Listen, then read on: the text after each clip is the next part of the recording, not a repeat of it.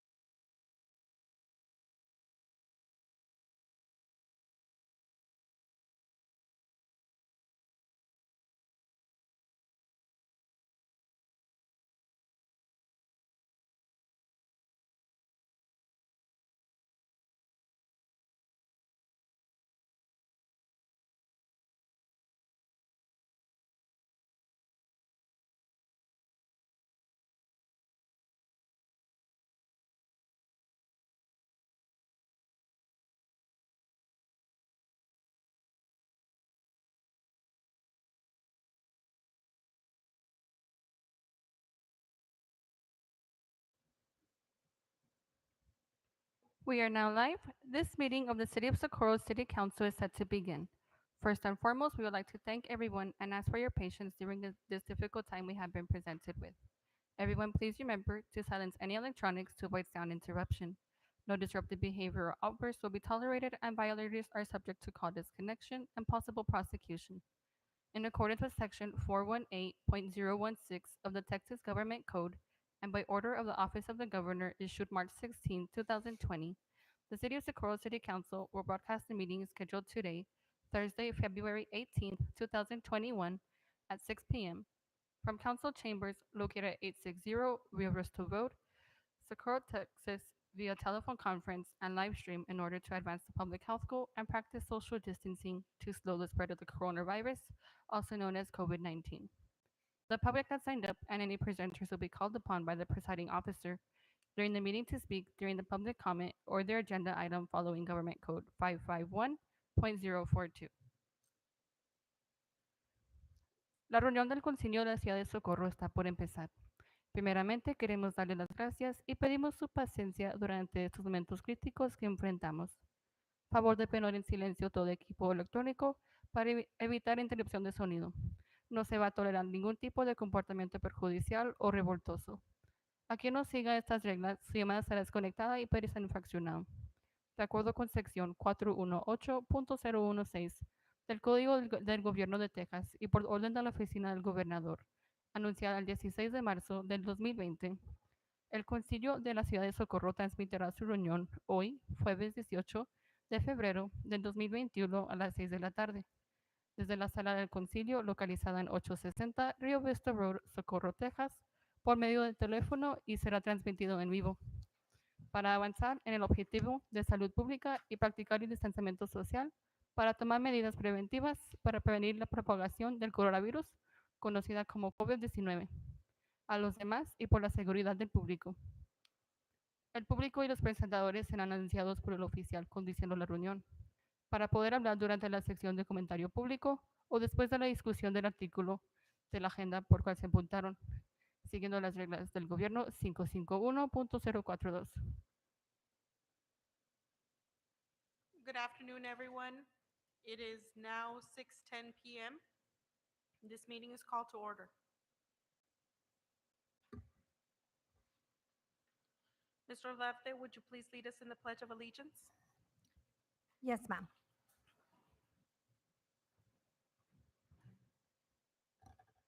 I pledge allegiance to the flag of the United States of America and to the republic for which it stands, one nation, under God, indivisible, with liberty and justice for all.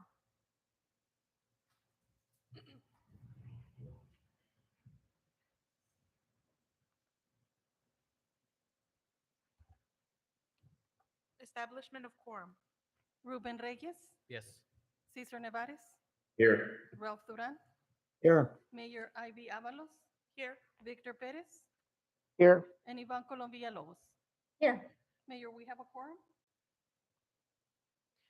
Before we begin, Council, can we entertain the motion to move item number 5 before number 4, public comment? We have Chief Rodriguez on the line.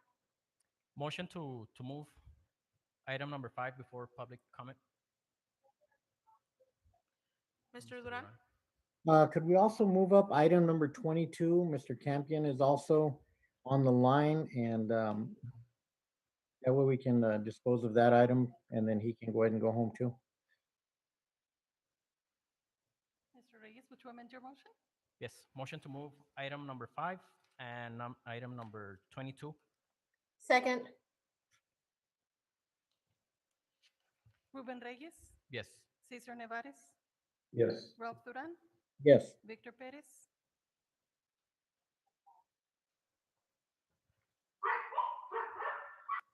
Mr. Perez, Yes. and Ivan Colom Villalobos. yes. Item number 5, presentation. Presentation and update from the El Paso Health Department regarding coronavirus COVID-19.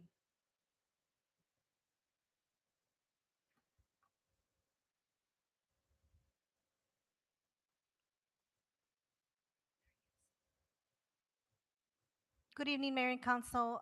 We have Chief Rodriguez to provide us a COVID-19 update for our new council members and for council. Thank you, Chief Rodriguez, for joining us. Of course, thank you all. Mayor and council, thank you all for giving us this opportunity. Just to properly introduce myself, again, my name is Jorge Rodriguez. I'm the Emergency Management Coordinator for the City County Office of Emergency Management. We provide emergency management services for the entire county and all 8 of its jurisdictions. We do the multi-agency coordination for any major disaster that we've seen over the last 2 years here in El Paso. So if I could share my screen, Just want to briefly just provide an update and ensure that you all are familiar with our website that provides us our data in regards to where we are with the pandemic. I want to ensure that everyone is familiar with this. So this website is on our epstrong.org, and it provides us regular data on a daily basis that gives the whole community access and a comprehensive view of all of our statistics. So as we reported yesterday, we've done 319, 313 new cases. We're at 120,000 cumulative cases. We reported 24 deaths yesterday, as well as cumulative deaths. We're nearing that 2,000 mark, unfortunately. Our active cases, and I'll give a further breakdown of what the active cases are in Socorro shortly, and overall recovered.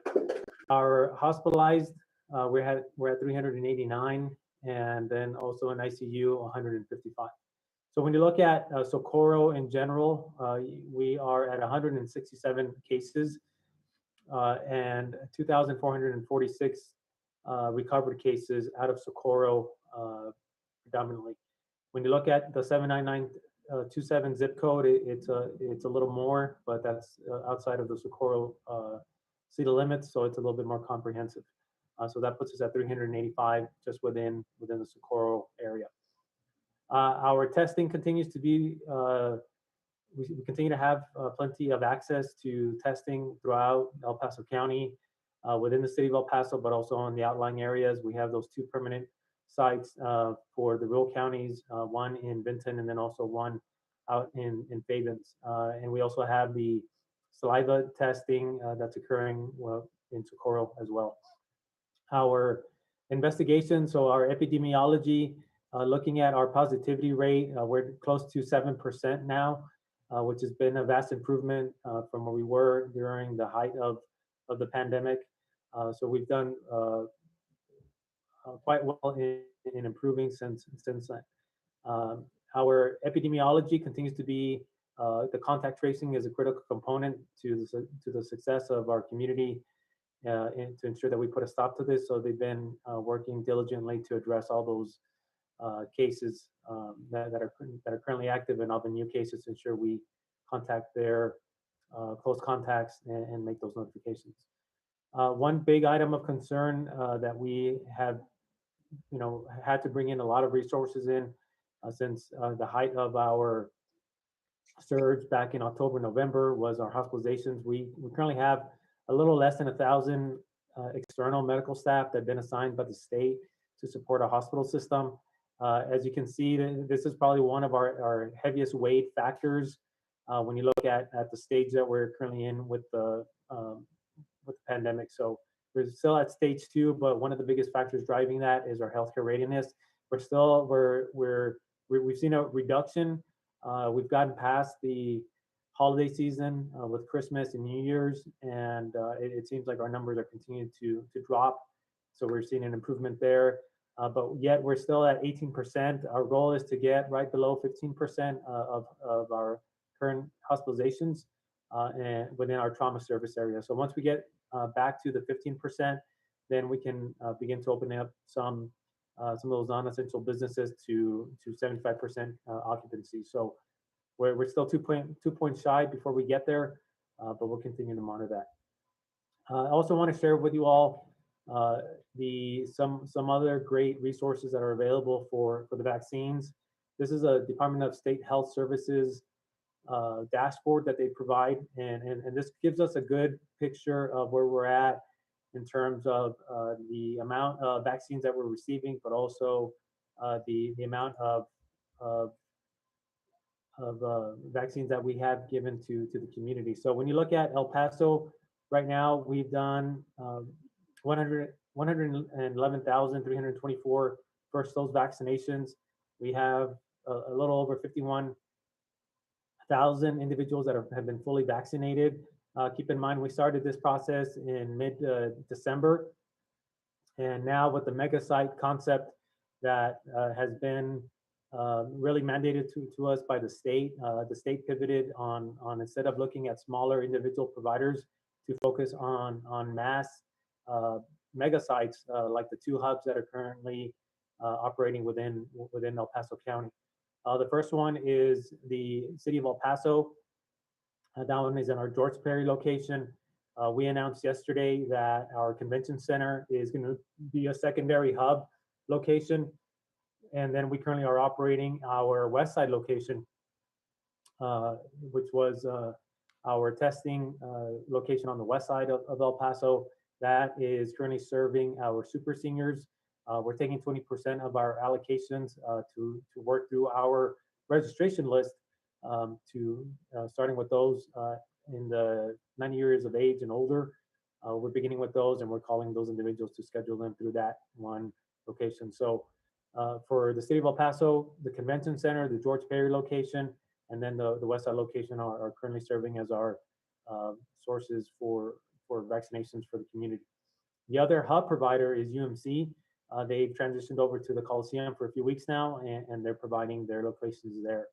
Our registration, and I'll get to that website briefly, but I want to go through this the state Department of State Health Services website that shows the distribution of vaccines to our county. So when you look at the vaccine doses that have been allocated for El Paso County, this shows you what we've been receiving in first dose and second dose over the last 10 weeks. Keep in mind that the hub concept started mid-January. They gave our jurisdiction about a week's notice that they were going to transition over this. So UMC and the city worked very hard to set up the system to start doing mass scale vaccinations for the community. So these are the distributions that we saw for week 10.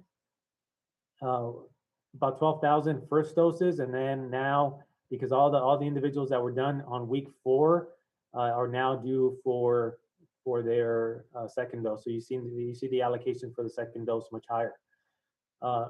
Part of this effort is continuing to, from the city standpoint, is focusing on our processes.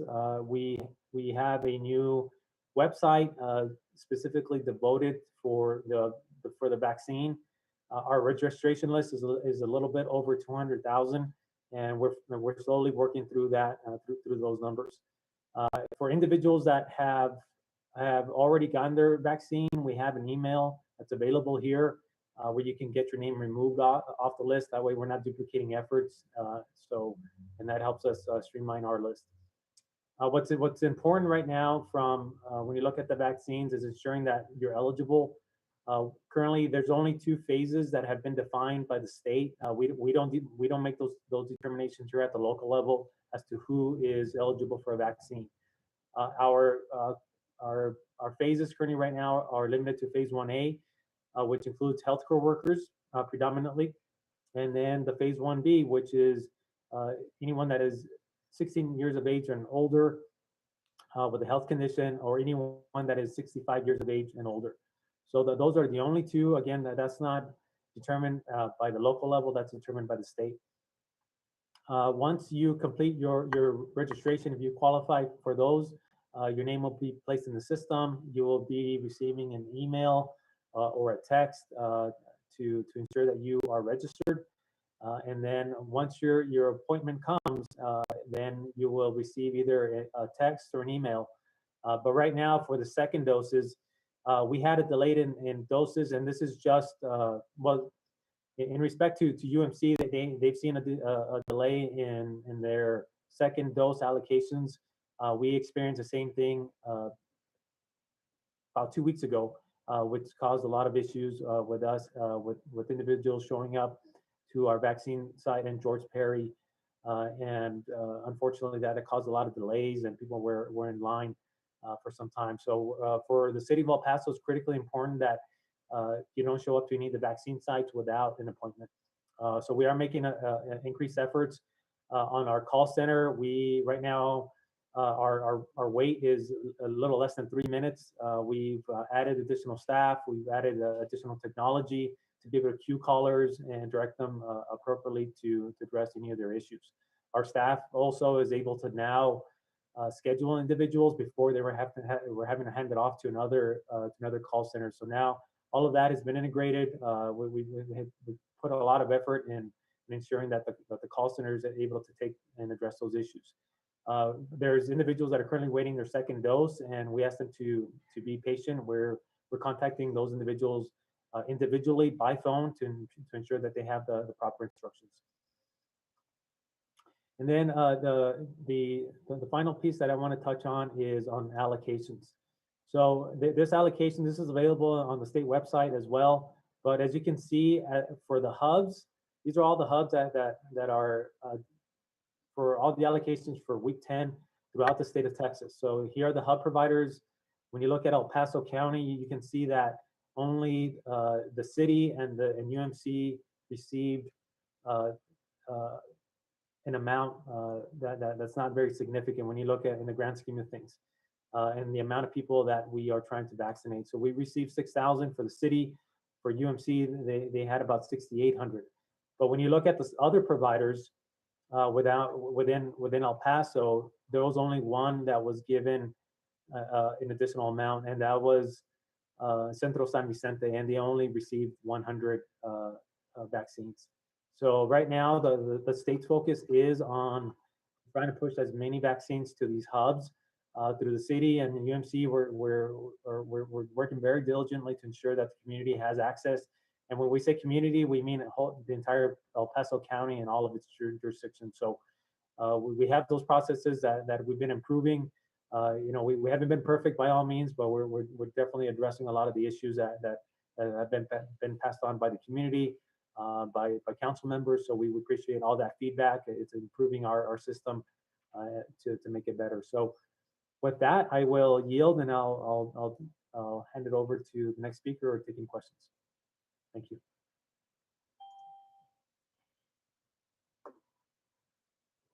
Mr. Reyes? Chief Rodriguez, thank you for taking your time and coming to our meeting and explaining a little bit on what's going on. I had a question. I know you were talking about the website. Is it the website at El Paso Strong where anybody can find answers about any symptoms, anything that if you were to test positive, like the things that you have to do or all the steps you Yes, gotta sir. take? Yes, sir. That's a great question. So if I could, let me just share my website, my screen one more time. So as you can see, the epstrong.org website not only does it give you the data that's available there,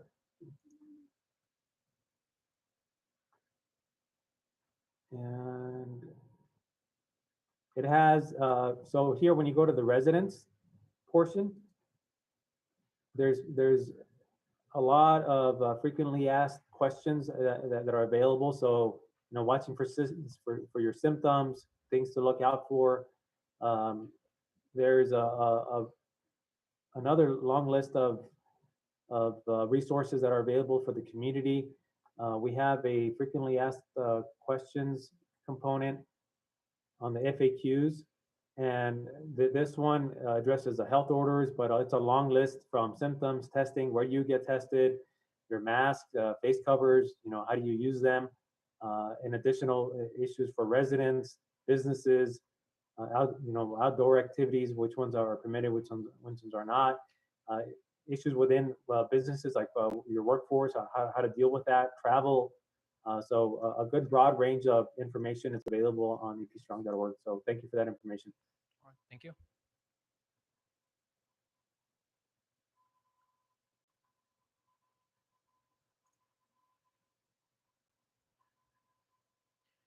Mr. Perez? Thank you, and Chief, thank you again for the presentation.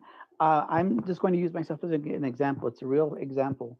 I registered with the city of El Paso for COVID vaccine.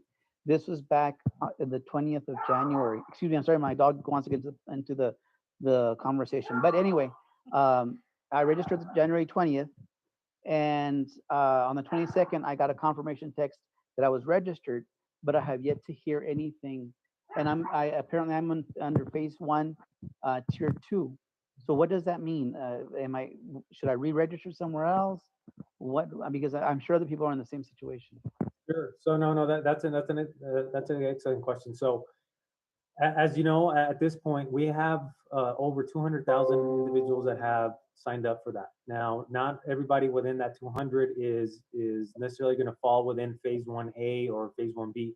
So the tier 2 is phase 1B. So that's anyone that has a health condition over the age of 16 or 65 years of age and older. Now, when you look at our population for El Paso County, you can just imagine how big that is. So just some general numbers, right? So those that are 16 years of age and older with a health condition, I think we're at 245,000. When you look at those that are 65 years of age and older, it's like 106.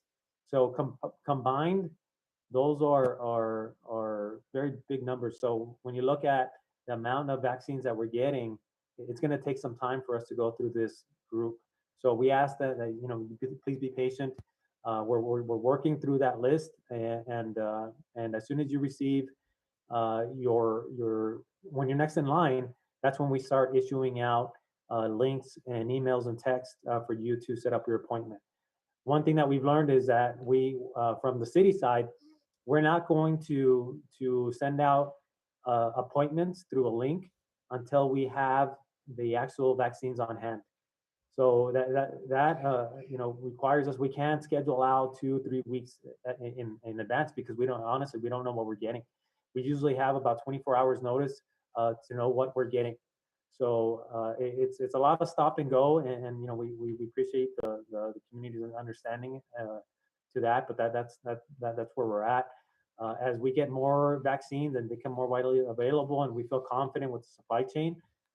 We see the disruptions that we've seen with the winter weather, and that's already causing some delays for us on our doses. So, as soon as that supply chain opens up and we can more confidently have them in hand and in larger amounts, then we can schedule more on a more regular basis.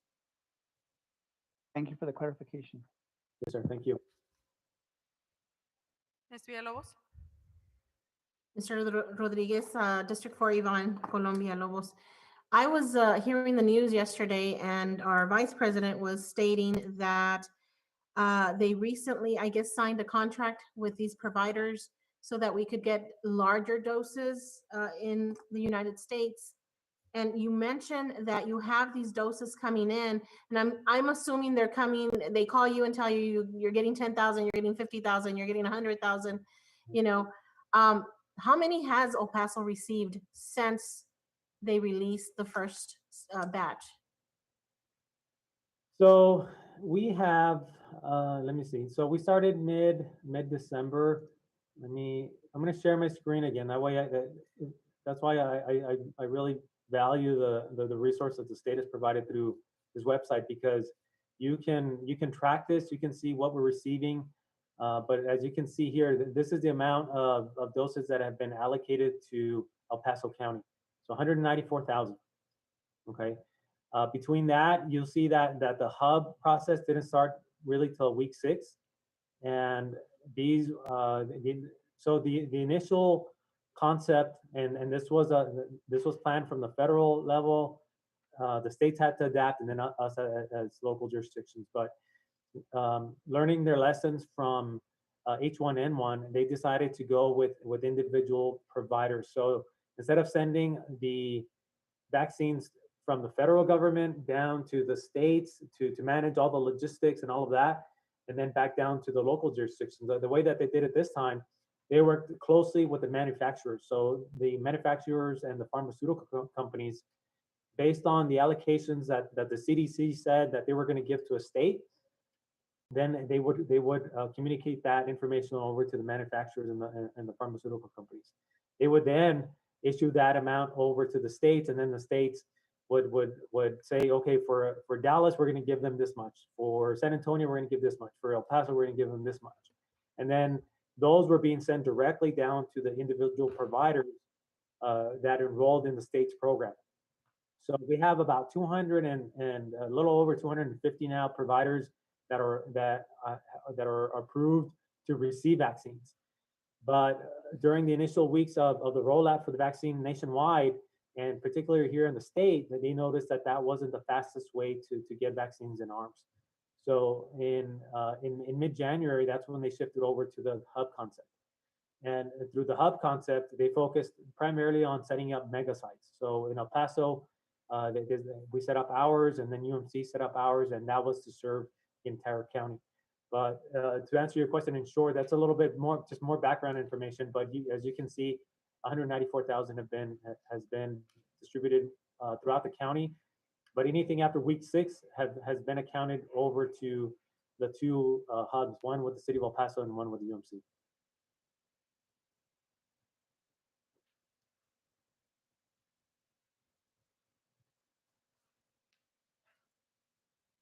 Did that answer your question?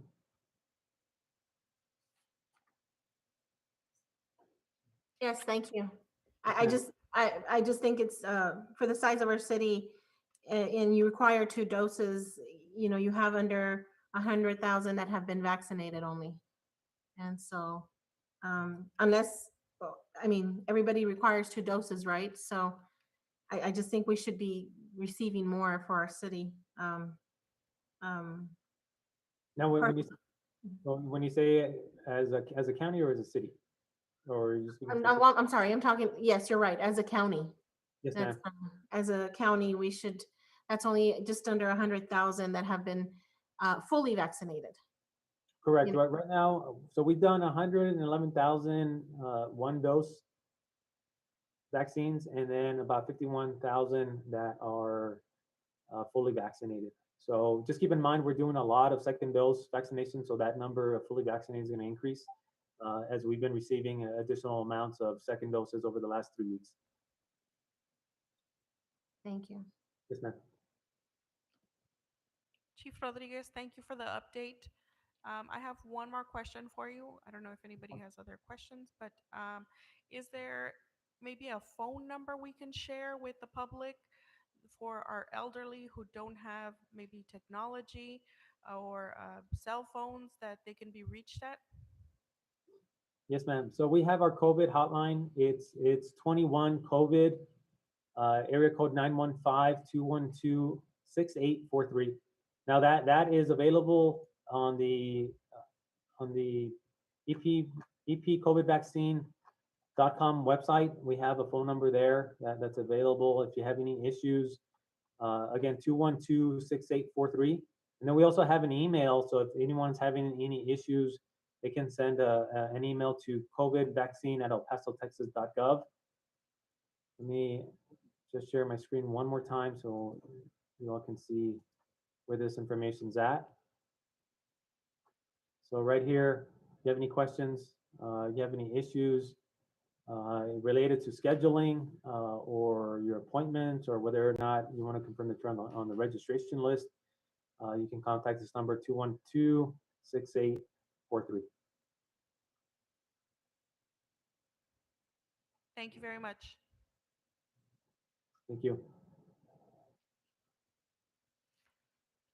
Thank you, Chief Rodriguez. We do appreciate everything that you all do for us and just being available to us whenever we ask you. We thank you for all the meetings that you've been available to help us on. And I don't think we have any other questions, correct, Mayor? So we just want to thank you. Yes, for all thank your you very hard work. much for being available and taking the time out of your busy schedule. Of course, no, thank you. At your service.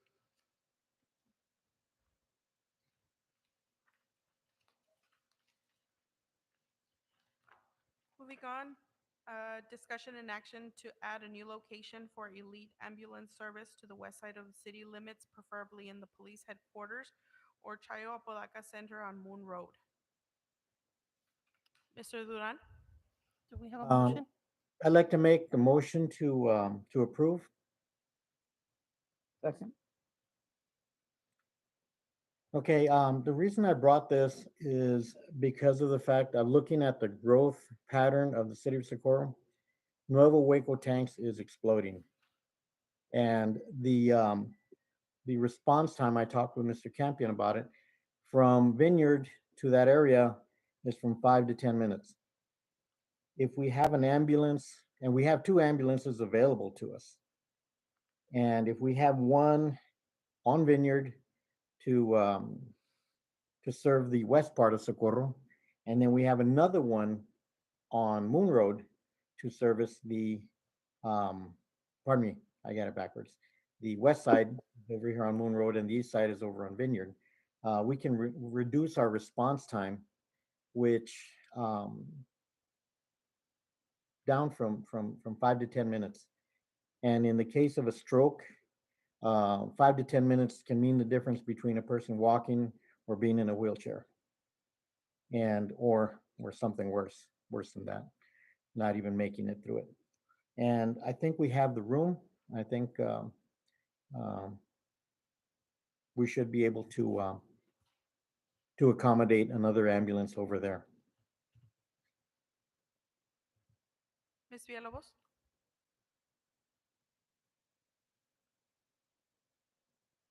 So are we talking about just moving one of the two that we have or adding a third? Just moving, okay. And then where would we house them?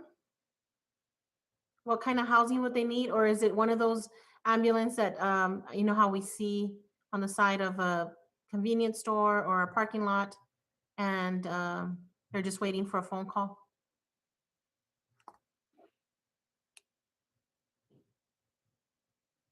I think Mr. Campion can answer that, Sure. what we would need.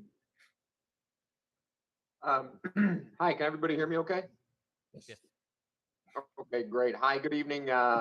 Great to be here with you guys. So the needs of the ambulance station would be very similar to what we have on Vineyard Street, but we could scale it down a little bit. So it would be a 24-hour crew that would be responding from a station. So we wouldn't post them at the convenience store because, you know, on a 24-hour shift, they do need a space for adequate rest during downtime. And so we would be looking for something that had, you know, a basic kitchen, refrigerator, sink, microwave, a restroom facility. Doesn't necessarily need shower facilities, but just a you know, simple restroom would work great. Two separate rooms where crew members could have, you know, a bed and a nightstand so they could have access to rest. And then a common area where they would be able to, you know, congregate, eat, and do their charting and you know, documentation. And then a secure storage room where we could store medical supplies. So I don't believe that the total space requirement would, you know, exceed much more than 700 or 800 square feet. And I think it would be, you know, something that you could carve space out of a modular office building or something like that.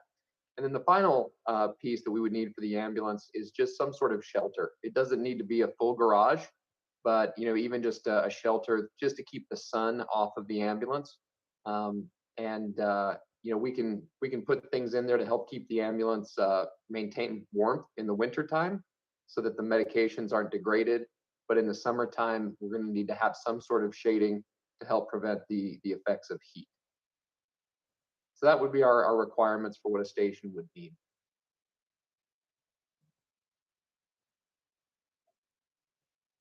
Ms. Rodarte? Good evening, Mayor and Council.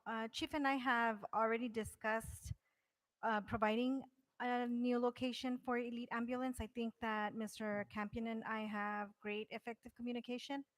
And we do have a plan in place, but we're still doing the legwork in order to bring a presentation to council.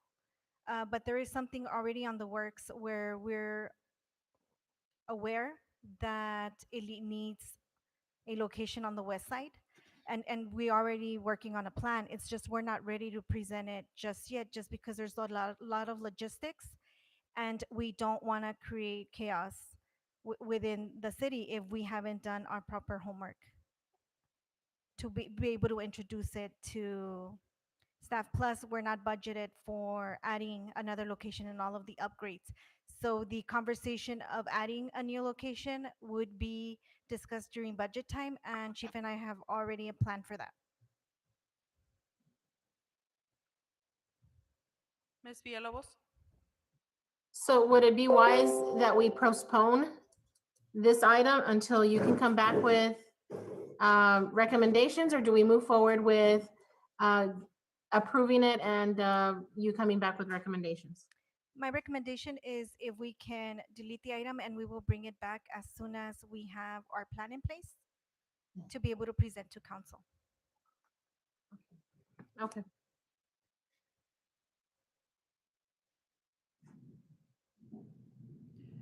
Mr. Duran? Um, I think that we can move forward, because if we wait till we're doing our budgeting, that's gonna be next year. I think that we can, if you can give us a price tag on how much it would cost, have staff go to it and get a price tag of what it's gonna cost. I think that we can appropriate the right amount of funds. I don't think we're dealing with huge amounts of money. We've appropriated funds for other items and not waited till budget time. And I'm sure we can find space either in Chayo where the video games are at, just move those out. There's a lot of things we need to look at and find out where we can put the room in. And I don't think we should wait until budget time. I think we should get a price tag and then we can decide if it's too high or too low or how we can proceed. But I don't think we should wait until next year, till budget time. Ms. Villalobos? Mr. Rodarte, were you suggesting until budget time, or were you suggesting a couple of weeks to get, to come back with a better recommendation? So my recommendation is that we wait till budget time. There is a lot of legwork that is taking place behind the scenes that we are trying to present to council. That's why it's better for council to have good communication with staff so we can be on the same page when these type of items come up. I mean, unfortunately, I can't disclose our plan because it involves staff. But we are working on receiving, but ultimately it's up to council what they all want to do. But we do have a plan in place that we are getting ready to present to council in the next couple of months. But we are meeting with different agencies and making sure that we do all of the legwork so we can bring information to council that's informative in order for you all to make a correct decision. Ms. Villalobos? So based on what I heard, what needs to be done, it sounds like it's gonna cost the city money to be able to do it the correct way. Our city manager suggesting that we wait. I really don't want to wait till budget time. That's a long way, but I think we can compromise a few months, maybe 2 or 3 months. Give you ample time to come back with what what you're working on. Because obviously there's other items that you're working towards that are it sounds like you're working towards other items that are tied to something that could benefit better, Ms. Rodarte? That is correct. It's a cost-effective method that we're approaching. Okay. However, we're not ready to discuss it at this time. Alrighty then. Thank Just you because we all. don't have all the bits and pieces and parts together to be able to give you all of the information that you need. Mayor, Mr. Duran? so how long do you need to before you can give it so I can amend my motion so we can have a cost estimate of what it's going to cost to provide this service to our community, to better serve our community? Again, I'm asking we start in May our budget discussions. I May is just don't. around the corner. But again, it is up to council what you all want to do. This is just my recommendation from staff to you all. But ultimately, if you want us to bring back in a month, we can. Okay, I would like to amend my motion to instruct or instruct staff to bring uh, a price tag or a plan for moving one ambulance to either Chayo Apodaca or the police headquarters area. Mr. Duran, Madam Mayor, I'm sorry. Mr. Pettis? Thank you. Mr. Duran, when would you recommend, no, I'm not gonna tell you how to make your vote, your motion, but would you consider saying and establish the most appropriate location? Because it may be Yeah. that Chayo and the, what is it, the police station may not be the optimum locations for an ambulance. I like that idea. Let me amend my motion to instruct staff to bring to council an appropriate location and a price tag for moving one ambulance to the west side of Socorro to better serve our community. Second. I'll second that. Ms. Villalobos? Ms. Rodarte, can you, in a month, you think you can get that price tag? I know you're working on something else, but apparently, they want to move forward with something that is closer to. So do you think in a month, 6 weeks?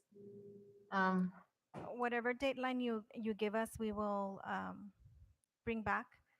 But please understand that we have a vaccination clinic that we're trying to present to you all, and there's other moving parts that's the reason why staff is making a recommendation to you all. But I mean, if And I that think is we your should- priority, we will definitely move on that. Well, Thank I really do think we should be listening to staff. Yes, there's a lot of moving parts. Now that I'm more closely involved, I see it. We should be a little bit more realistic. We are in the pandemic area. We have other pressing issues, and I'm not saying the ambulance is not, but it's already, we have 2 ambulances in place. And I'm not sure if it's a huge problem that we have right now for our ambulances not, being able to be there within, 2 minutes, 3 minutes. But, is there a case that we need to look at or something that happened that the ambulance was not there on time, that if had they been there 2 minutes earlier, it could have made a huge difference on a patient. I just think we're putting a lot of pressure right now. Mr. Pettis? I apologize for my dog.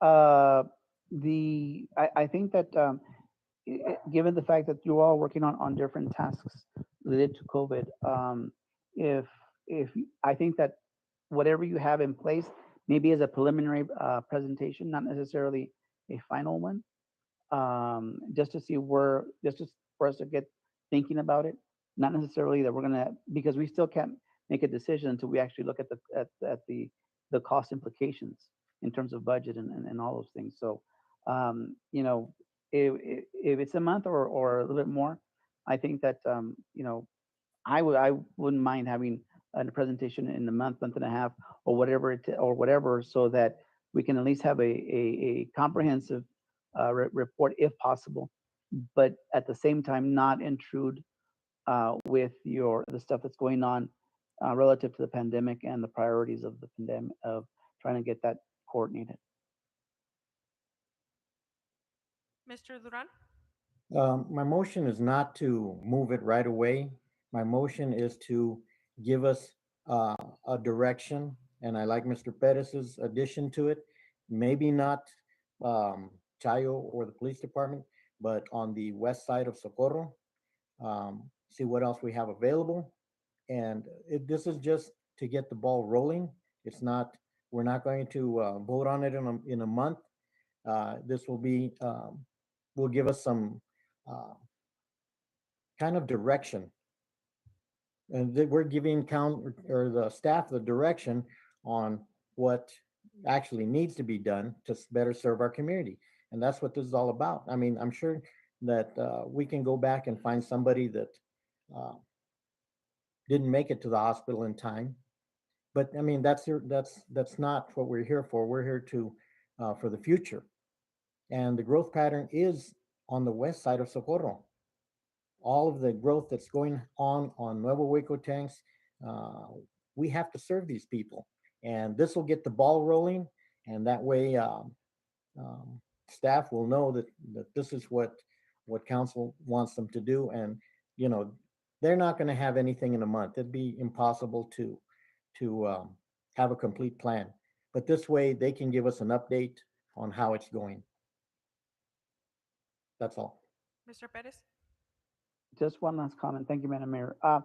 Mr. Dunn, would you be open to just, and maybe parcel this out whereby, for example, the city manager and her staff will identify just maybe give us 3 potential sites at just as the beginning, and then later on do something else. Because if that's the case, then I don't want them to feel like they have to have all the stuff to present in one meeting. I'd rather just say, okay, let's just identify one possible location or 3 possible locations, and then let them work after that with other issues relative to. I can live with that, because I mean that at least gets the ball rolling, Mr. Pettis, which is what I want to do.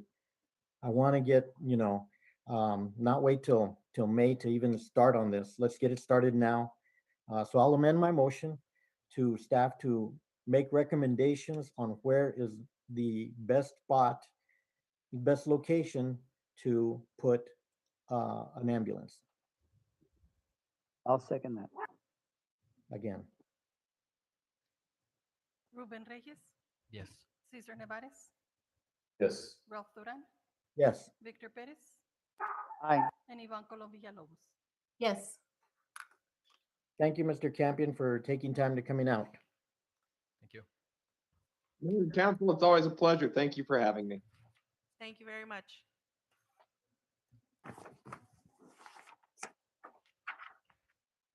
Item number 4, public comments. Mayor, we have several speakers for public comment. Our first speaker will be Chief David Burton. Good evening, Mayor and Council. Dave Burton, Chief of Police.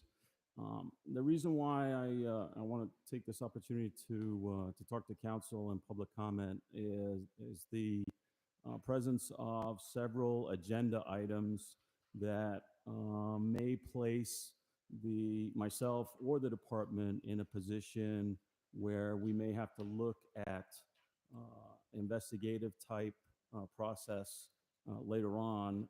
It's basically a risk assessment where we're looking at potential for misuse or abuse. Not that, and I want to preface saying that doesn't exist. I'm just offering this as discussion points for later on when you actually talk about those items. And I'm going to go over 3 minutes. If I can ask the council to extend my time. Motion to suspend the 3-minute rule. Second. Okay. Ruben So, Reyes, oh, sorry. Ruben Reyes, Yes. Cesar Nevares, Yes. Ralph Duran, Yes. Victor Perez, Aye. and Ivan Colom Villalobos. Yes. Okay, so the first one that caught my attention was the proposal for council to receive keys for the administrative building. The reason why this draws concern for me is because it comes with no other language. I don't know if this is during regular hours, off hours, weekends, and what kind of access would be vetted, if restricted areas would be spelled out, and areas of access would then be allowable. The reason why I'm concerned with this is because there are confidential files contained within that building, and those are not even accessible to myself. Those are protected because of different state statutes that exist. Human resources, for example, would be one of those. So my second agenda item that I was concerned with were the photographs. And let me just tell you right off the bat that police cannot be mandated to provide photographs. There is a civil service statute 143.090 which prohibits that. So my own staff would, if they chose not to provide their photograph, could not be compelled to do so. But what about the other folks that we have within the city? And I will tell you that this is where my concern is.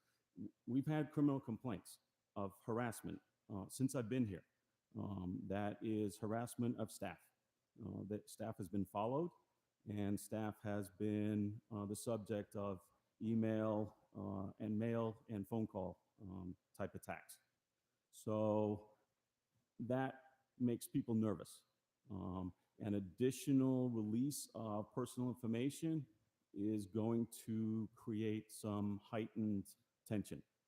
So I think that when council discusses that, they need to consider that type of activity. And you have to understand that if the municipality creates a public document, you can't just keep it within in-house unless there's an exemption under freedom of information, such as in the case of the police. Once you create a document, the Attorney General has freedom of information regulations that would probably make that available to the rest of the citizens out there. So it would not be a confidential type process. And then the third one that I wanted to talk about was the open door policy. And I'm not talking about social type visits, all right? Because any of my officers, and I'm talking about the police, but any of my officers are welcome at any time, and council member absolutely as a reciprocal to ask them how they're doing, what's going on, and that type of social interaction. What I'm talking about now is sharing of information, city information. And the reason why I'm concerned with this is because council is not trained to act as HR. Council is not trained to act under FMLA. Council is not trained as an investigator. Information that is provided to them, if it's not timely in returning that to the proper source, could place them at risk for interference. And interference is a criminal offense. It could place them at risk for oppression, political oppression. It could place them at risk for lack of due process because the corrective action was not allowed to take place at the lower level. In other words, it is a way to circumvent chain of command. I myself have an open door policy, but it is restricted in its application. Number one, you can come see me about any policy violation regulation that I may have set up. Number two, you can come and see me about any type of complaint that you may have about an officer or supervisor.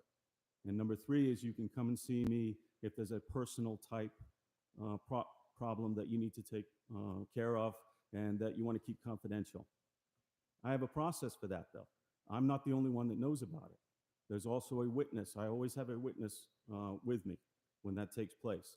In the case of the confidential type information that's passed along, then that would be the current HR director or myself would sit down and discuss what that looked like. In the situation where we're complaining about an officer or a supervisor, or we're complaining about a policy or regulation, we have a chain of command. That might be the junior level supervisor that comes to me, accompanied by the officer, or it may be the senior brass, as in the lieutenant, that comes to me with that officer.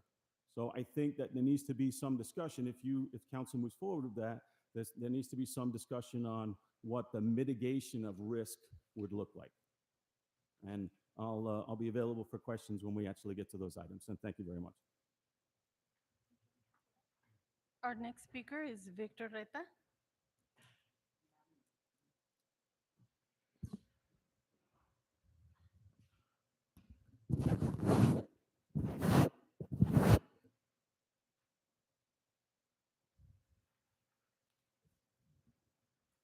Hello and good evening, Mayor and Council. I'd like to echo the thoughts and statements made by not only my fellow department head, but also by some of our staff. as well as share some concerns of my own which have caused an unease and reason to pause and reevaluate our existing environment. There seems to be a disconnect as to whether we are doing a great job or that our staff is capable and competent in their position and field of work, based on the messaging that some of tonight's agenda items are conveying. I would recommend more communication be taken between our elected officials and our city administrator to ensure that staff's efforts are focused on what matters most during this crucial time. It appears our elected officials and administration are not on the same page, and the specter of doubt increases due to the specifics of tonight's agenda. It appears as though we are creating a backdoor which causes concern, confusion, and doubt of staff to effectively do their job without fear of possible retaliation. Our charter clarifies the operation of our city, and to disregard our existing process and circumvent the chain of command would divert us from our mission.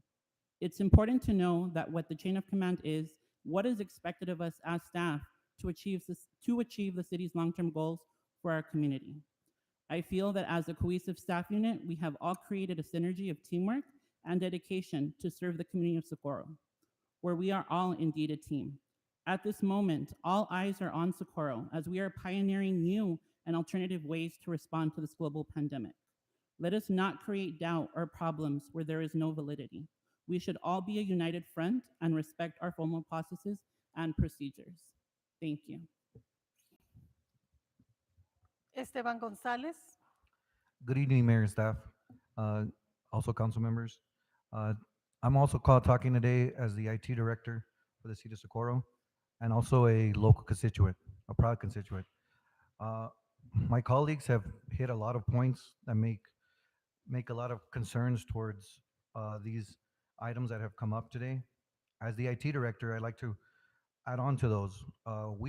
Every year we are asked to do a national security survey. These two items about the key and the photos actually hinder that survey and actually cause alarm for our IT department. Sorry, I'm a little nervous. But what I want to bring up first is the keys. So the building itself, obviously we talked about HR, but there's also servers in most of our buildings. There's computers, equipment, all of that. Lack of control over the key systems or the unknowing of lost keys would create a higher a higher case of alert and possible malicious use of those items. I'm not saying anyone here would do that, or but just the possibilities are more open. On the photography issue with the roster, on a personal note, I am one of the individuals that was attacked. Um, and this is not just me, but my family too, who is a constituent as well. And I still remain a staff member here. I still remain loyal to the city.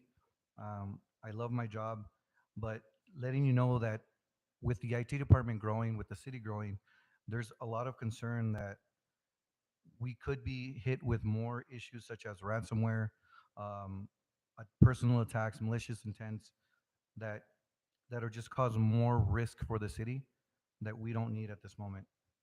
The open door policy. Obviously, my colleagues hit it on the nose, um, but I do feel personally, as a director and and a supervisor, that these items on here with the open door policy makes us look as as if though you don't have confidence in us as employees. Um, we have our chain of command. A broken chain of command will open up doors for unwanted acts or unwanted. I can't even. I'm sorry. Basic, basically unnecessary um, hinderings of our jobs. And I mean, in the IT department, we have to we have to be very secure on what we acknowledge, what we keep secure. Um, our recent attacks on ransomware have heightened. Our recent attacks on emails, um, phishing, all of this has increased in this last year. And just to know that, I'm sorry, I'm sorry. Just to know that this could be a bigger issue than it needs to be is very alarming for me, not only as an employee of the city, but also as a constituent. Uh, and I'm getting more emotional internally because of what happened to me this last year, because it affected my family very closely. It saddened me because I am a very proud uh, resident of Socorro, but I'm also a very proud worker for Socorro. We've grown, we've established so many new things, and we continue to grow and better our city. And it would be a shame if something like this would bring us back, would take us back to a time that I hear a lot about. I wasn't around for that, but it's just something that I feel very passionate about. I love this city. I love my coworkers. We move forward every day, and we constantly thinking of the future and how we can grow and make this city even a better place than it is right now, for not only us but everyone else within the city. Thank you. Isela González.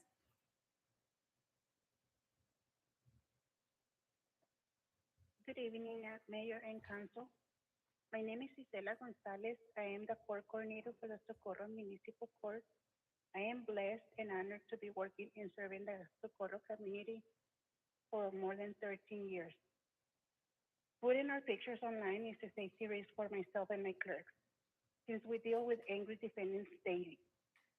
On certain occasions, some defendants have become angry, yelled at us, and called us names, all because of one citation. While we have been fortunate not to have been harmed up until now, if they have our names and pictures online, then our safety is compromised while out running errands or on the street. Thank you very much. Cynthia Candelaria.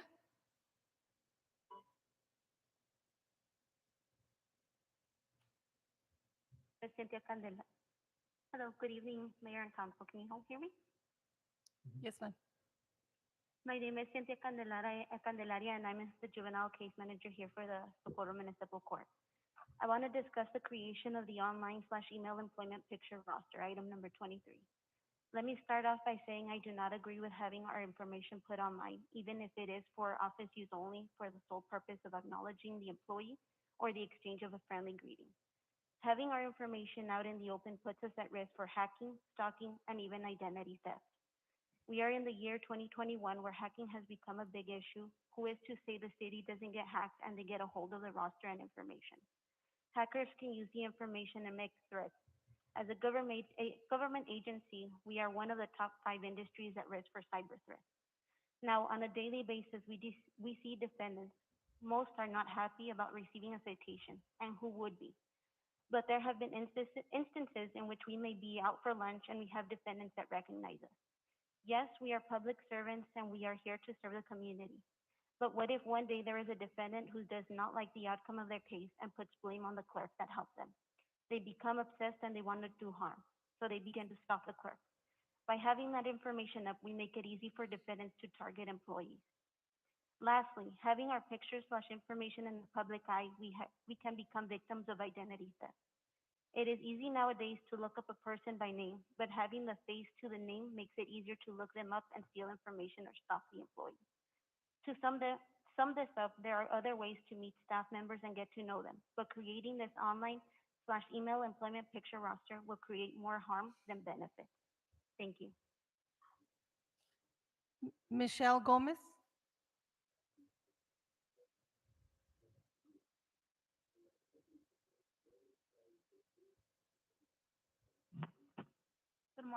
Good evening, everyone. My name is Michelle Gomez, and I am currently employed at the Socorro Municipal Court. I am here today to express my concern and disagreement on item number 23 for the creation of the online email employment picture roster.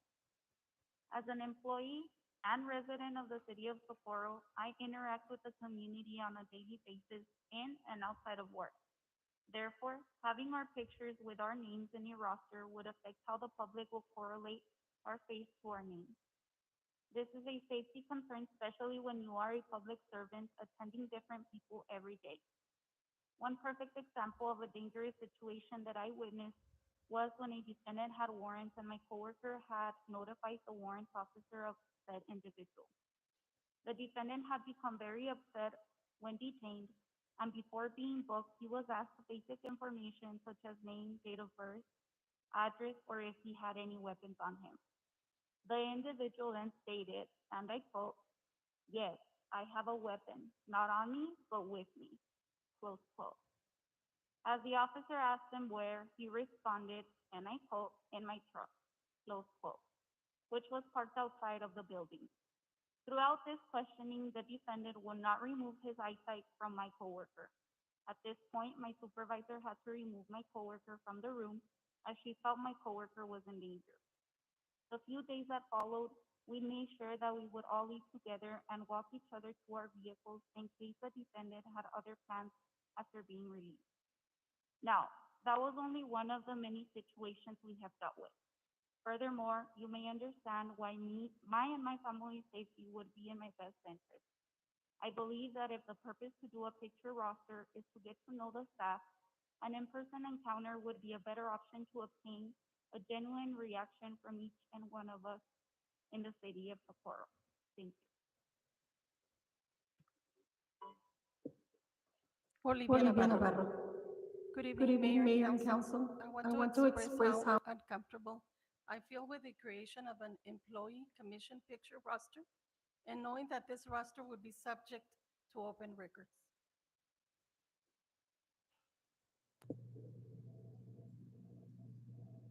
Charles Casiano.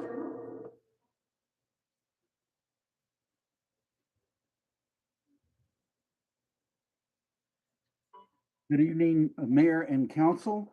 I'm just going to briefly say, first of all, that I'm very gratified that some of the new council members and the mayor have been really putting in some very good time and really learning what it takes to run the city.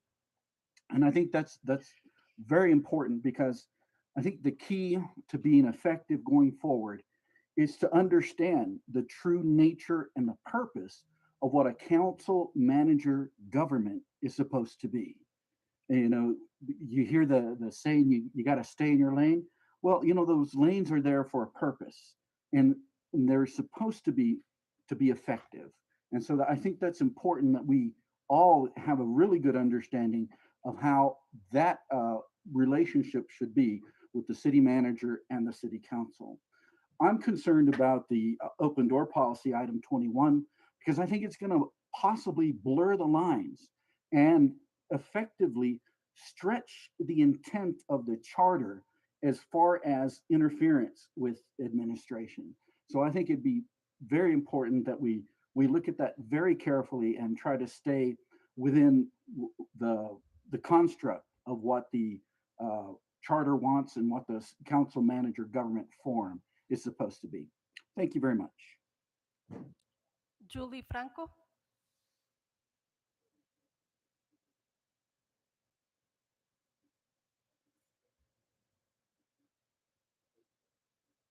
Julie, you're muted. Hello. Okay, I'm sorry.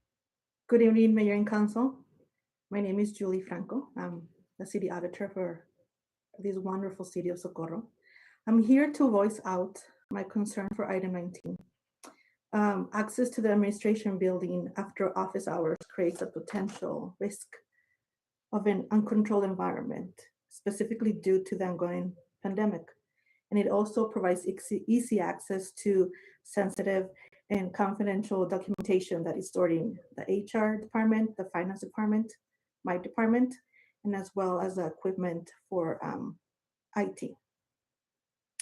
There's procedures that have been kept in place for safekeeping the staff, which includes also sanitizing the offices every Friday and late in the evenings. And employees cannot stay nor come back once the sanitizing is finished due to the fumes utilized are strong, and to keep the offices sanitized for the upcoming work week. It's also worth to mention that per the internal audits that I have conducted, council members were given equipment to work from home if needed for Zoom meetings and trainings. Thank you very much. Sal Chagoya.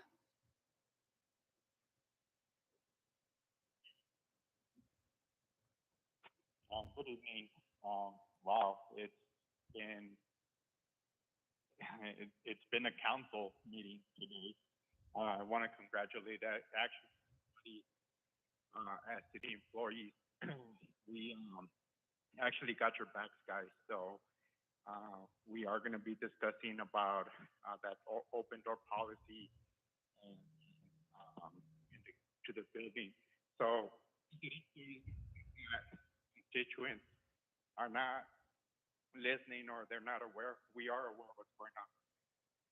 And so these are the items that are getting put instead of city council trying to fix the problem with the city. I mean, we have a lot of ordinances that have a lot of loopholes. They're worse than Swiss cheese because they contain so many loopholes. So we want to make sure that you guys are actually fixing the city ordinances and not be putting agenda items like Regina, get it paid, not get, put in the agenda about open door policy, talking about, call me on my private cell phone. Like, y'all are wasting the time. You're all wasting everybody's time. And I think, and I applaud the city employees because I think that they're frustrated. They're frustrated in the sense of this council, of the items that you guys are putting. You guys are supposed to be working for the council, for the people of Socorro, for the city employees. But no, you guys are putting Mickey Mouse items into the agenda. I think it's ridiculous, and I think it's something that you guys need to reassess and start putting some meat into these items because these agendas items that you guys are bringing are every week. Thank you. Miriam Cruz.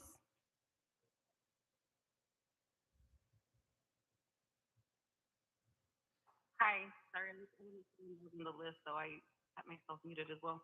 So I want to first congratulate and thank all the employees. I know some of you are nervous, but I'm actually really glad you spoke out because we don't get to hear from you very often. And I know that it's probably not very often that you're going to continue to talk in public comment, but I, for one, like to listen and hear what you guys have to say. Obviously, these are things that should have been considered, should have been thought about before these items were brought. And I agree with you guys 100%. Those were the things that I was going to bring up. And so I would rather not, Ms. Navarro, you can remove me from speaking on item 19. I don't think it's going to be necessary anymore. As far as the other things that I wanted to mention, it's a couple of them. One of them is the fact that you guys moved up 2 items because so-and-so and so-and-so, very, nice people, were waiting and you wanted to do away with the item. Well, guess what? I signed up for item 9 and 10, and I would hope that you guys don't keep moving other things on top of those, because I'm waiting to speak on that. And so I'm sure other people have signed up for other items as well, and so I think it's important, again, for city council to look at items that people have signed up for, and deal with those first, not just because, so-and-so has a presentation. Obviously, yes, I understand that's always been moved to the front, and I actually appreciate it because then people get more information that way. But, some people, especially with the pandemic, we have limited time, limited resources, and it would be helpful if it's not just, because someone's coming from outside and just because we're, a little itty bitty constituent, that we be, discarded or not thought of as our time is important. Because if there's no items that other people have signed up for, I don't understand why council would not just want to consider those at the end and not have constituents waiting throughout the entire meeting, for, just to be able to speak on the items just because they happen to be placed at the bottom of the agenda. I know there's a way the agenda is listed and it's not done on purpose, but I think it would be nice. I think it'd be thoughtful. I think it would be considerate of our time as well as constituents, also just because sometimes earlier today my call got disconnected. I had to call back through during the presentation. It looks like that happened to a few other people. Right now you can hear the connections coming in. So, you know, I think it'd be nice because it tends to happen and people don't know if they can call back. People don't know, you know what to do. And so I'm just going to reiterate that I think this is the third or fourth time I mentioned this, and I would hope that someone considers bringing it up as an agenda item or as a or just as a policy. You know, just hey, that's going to be the new rule. If there's people signed up to speak on these items, let's just move them up. Thank you. René Rodríguez.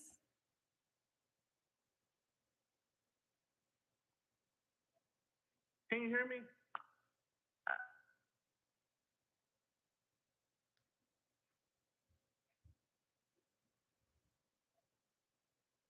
Hello? Mr. Rodriguez, go ahead. You know, I had a lot of things to say, and I was going to go over the 3 minutes, but I mean, my God, thank God. And I want to say that I'm proud to say that I was one of the casting votes to hire Chief Burton. He said it very eloquently. He said what I was thinking, and thank God that all our staff talked. These are dumb items that are put in the agenda, especially people that run that says, "Oh, we want to be transparent," but yet you have no backup. You don't put your intentions. I think it is dumb. And it just shows and it proves that staff is very concerned about having keys. We're going to go back to the Gandara era because that's what we're going to. If we even have that discussion, I believe that these items should just be deleted because you already heard from the majority of staff, and we're talking the majority of directors plus staff members, employees. We shouldn't even be discussing that.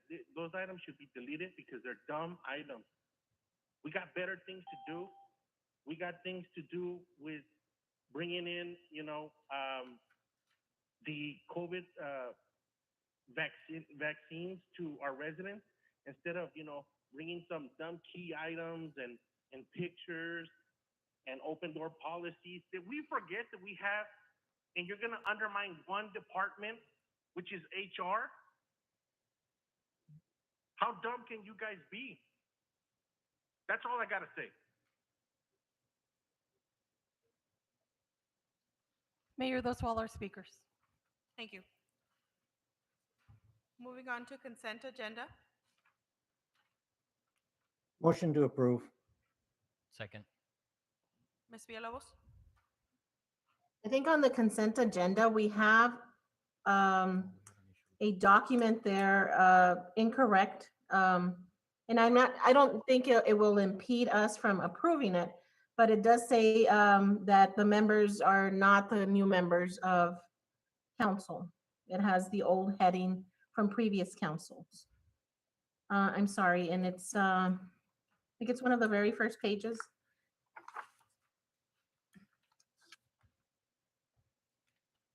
I'm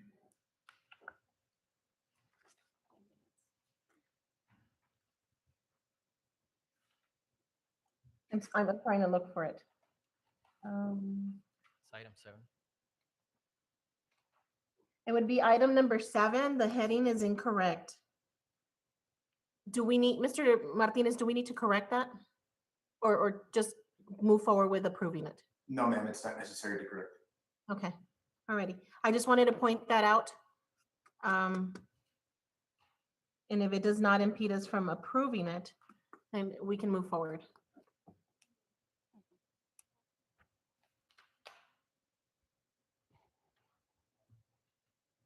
Ruben Reyes, Yes.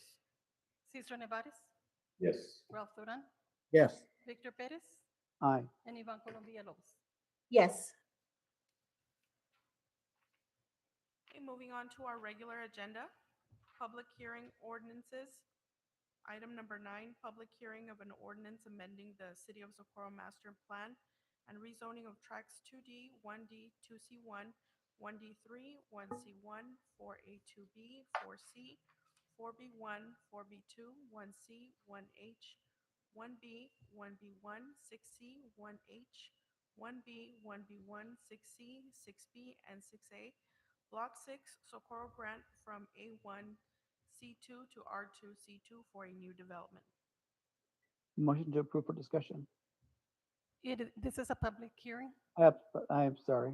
For as long as I've done this, It is a I- public hearing. However, we Thank you. have received notice that the applicant is not ready to move forward. Is that correct, Joe? Yes, ma'am. They're requesting to postpone item number 10 for another 2 more weeks, and then they'll bring it back with more information. all right. So then at this point, I'll go ahead and make the motion to postpone item number 9. Is that appropriate, postponement or deletion? 9 and 10. 9 and 10. 9 and 10. Yes, but is it deletion or postponement? Deletion. All right, so I'll go ahead and make a motion to delete items 9 and 10. Second. Second. Ruben Reyes, Yes. Cesar Nevares,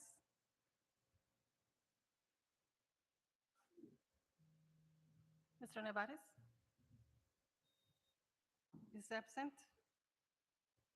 Ralph Duran Yes. and Victor Perez. Aye. Ivan Colombia Lobos. Yes. Moving on to the Grants Department. Item number 11, discussion and action to approve Resolution 634, authorizing the submission of a grant application to the Office of the Governor's OOG Criminal Justice Division, CJD, fiscal year 2022 Rifle Resistant Body Armor Grant for the Socorro Police Department. There is no match required for this grant. Motion to approve. Second. Good afternoon, Mayor and Council. Alejandra Valadez, Grants Coordinator for the City of Socorro. This is an item requesting your approval to submit an application to the Rifle Resistant Body Armor Grant. We have submitted an application in the amount of $18,504 to secure body armor vests for the Socorro Police Department's emergency response team. There is no match requirement for this grant. However, a resolution is required to be submitted with the application.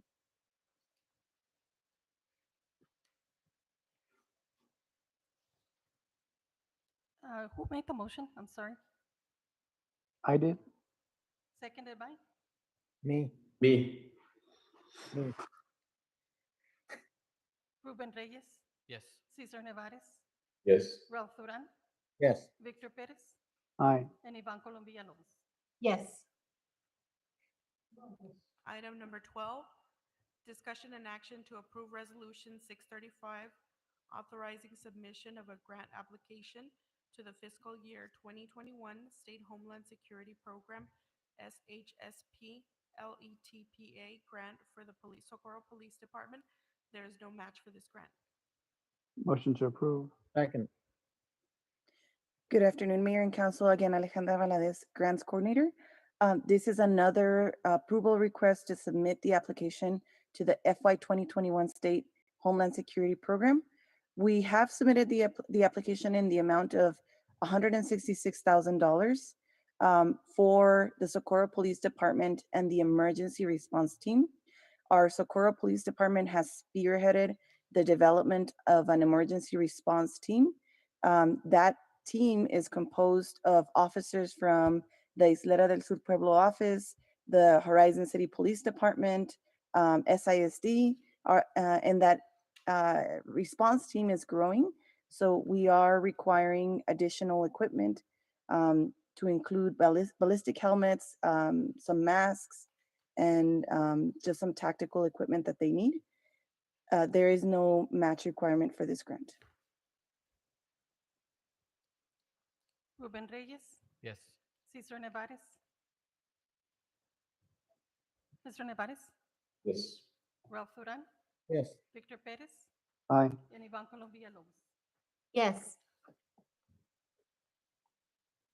Item number 13, discussion and action to approve Resolution 636, authorizing the submission of a grant application to the fiscal year 2022 Criminal Justice Program for the Socorro Police Department. There is no match for this grant. Motion to approve. Second. Second. Good afternoon, Mayor and Council. Similar item. This is a requesting your approval to submit an application to the FY 2022 Criminal Justice Program for the Socorro Police Department. There is no match requirement for this grant. We have submitted the application in the amount of $6,864 for funding for training and safety restraining equipment to reduce use of force incidents in our police response. As you know, continuous training is required. Our police department does a great job, but training is needed to continue that standard of services that they deliver and reduce use of force incidents in their response. Ruben Reyes, Yes. Cesar Nevares, Yes. Ralph Duran, Yes. Victor Perez, Aye. and Yvonne Colom Villalobos. Yes. Item number 14, discussion and action to approve the use of the CARES Act funding for the procurement of a grant management system and enter into a service agreement with E-Civics. Motion to approve for discussion. Second. Good afternoon, Mayor and Council. As you know, our grants portfolio for the city of Socorro has been steadily increasing over the past few years. Most recently, we were allocated approximately $1.8 million in CARES Act funding through an interlocal agreement with El Paso County. All of these dollars are federal dollars that come with many compliance requirements that are passed through from the federal government, the state government, and now, because we're a subrecipient of the county, also county requirements. As such, we do request the use of CARES Act funding to procure a grants management system that will integrate with our accounting system and provide that timely information on expenditures, our balances for these accounts, as well as the rest of our active grant projects. Currently, we have 23 active grant projects that we are assisting to administer with our department heads and project directors in each department. So this grant management system will allow our project directors to also stay on top of their grant funded projects. Lastly, this grants management system also comes with a customizable grant search engine. This will allow us to target our time. As you know, there's only 8 hours in a day, and so we're trying to be as efficient as we can with that time to be able to find new grant opportunities, get more funding for the very important projects that we have here in the city. Mr. Perez? Thank you. Adriana, thank you very much for the presentation. Or Alejandra, I apologize. I called you the other day. I'm sorry. I'm so sorry. Alejandra, is this a legitimate use of the CARES Act funding? Just to get that clarification. Yes, administration, the use of CARES Act funding for administration of those CARES Act funding dollars is an allowable expense. But by the same token, not all of what will be funneling or managing will be under that CARES Act funding, right? So is there a fine line? I mean, again, if we can do it, great, but I just want to make sure that we're not in a situation where we're just skirting that requirement there. Right. So the use for all of our grant projects is not specifically what is the word, barred or unallowable, correct? And there is unfortunately no way to separate the use of the grants management software specifically for one thing. Okay, thank you. Mr. Duran? Has this been okayed by the county? Is the county are we gonna be making the county aware of what we're doing? We have gone through our internal process of filling out our project approval form and gone through that process. We can definitely reach out to the county and provide their request their feedback. We have done that in the past for other CARES Act funding projects, and they have referred us to the Treasury guidance document. And that is because they're also spending their own CARES Act funding, and I don't believe that they have the capacity to review each one of our CARES Act projects, but we can certainly reach out. Just want to make sure that, we don't get in sour with the county because they do provide us with a lot of money. And that way they know what we're doing and we're not wasting the money that they give us. Ruben Reyes? No, I'm sorry. Ms. Villalobos? I'm sorry, Mr. Duran. Can you rephrase that? The No, county no, money or? just letting the county know what Uh-huh. we're doing. Oh, I know, but you said they give us money. Aren't But we? we allocate money from the CARES Act. Okay, from- but isn't that our share? Well, that's why I want to make sure we always get our fair share and we let them know what we're doing. That Okay. way, I they just don't want think going behind their back. Right, I just wanted to clarify, they're not gifting us anything. It is our share. Correct? Yes, ma'am. Okay, because, things get misinterpreted, and I just wanted to clarify that. Thank you. Ruben Reyes? Yes. Cesar Nevares? Yes. Ralph Duran? Yes. Victor Perez? Aye. Ivan Colom Villalobos? Yes. Moving on to city manager, item number 15, discussion and action to approve resolution 637 to oppose unfunded mandates related to police operations. Motion to approve discussion. Second. Good evening, Mayor and Council. We did have our legislative committee, and the Texas legislative session began on January 12th. However, this week, all of the sessions were canceled due to the winter storm. We do have a lot of reps and senators dealing with power outages and water leaks at the time. However, several legalities are happening, and the topic of police reform is one of their main priorities, that they have multiple bills that have been submitted. Several unfunded mandates that require dozens of hours of additional training for officers and mandatory body cameras for all departments are also included in this legislation. So we are asking that you approve the resolution to oppose those unfunded mandates. I think that we are in agreement that we do need to meet whatever actions they pass. However, provide us the means of how we will train our officers to meet these mandates without creating a hardship to our department. I don't know if Ms. Colombia Lobos and Mr. Duran want to add anything to that. Just, Mr. Duran? I think we already have our body cameras. There's a lot of things that this will address to a lot smaller police departments. But by the same token, I don't want the state telling us that we have to do certain types of training and we don't get any money for it. If they want us to do things, they should foot the bill for it, especially because I think we have a very well-trained police department. And, if it's not broken, let's not try to fix it.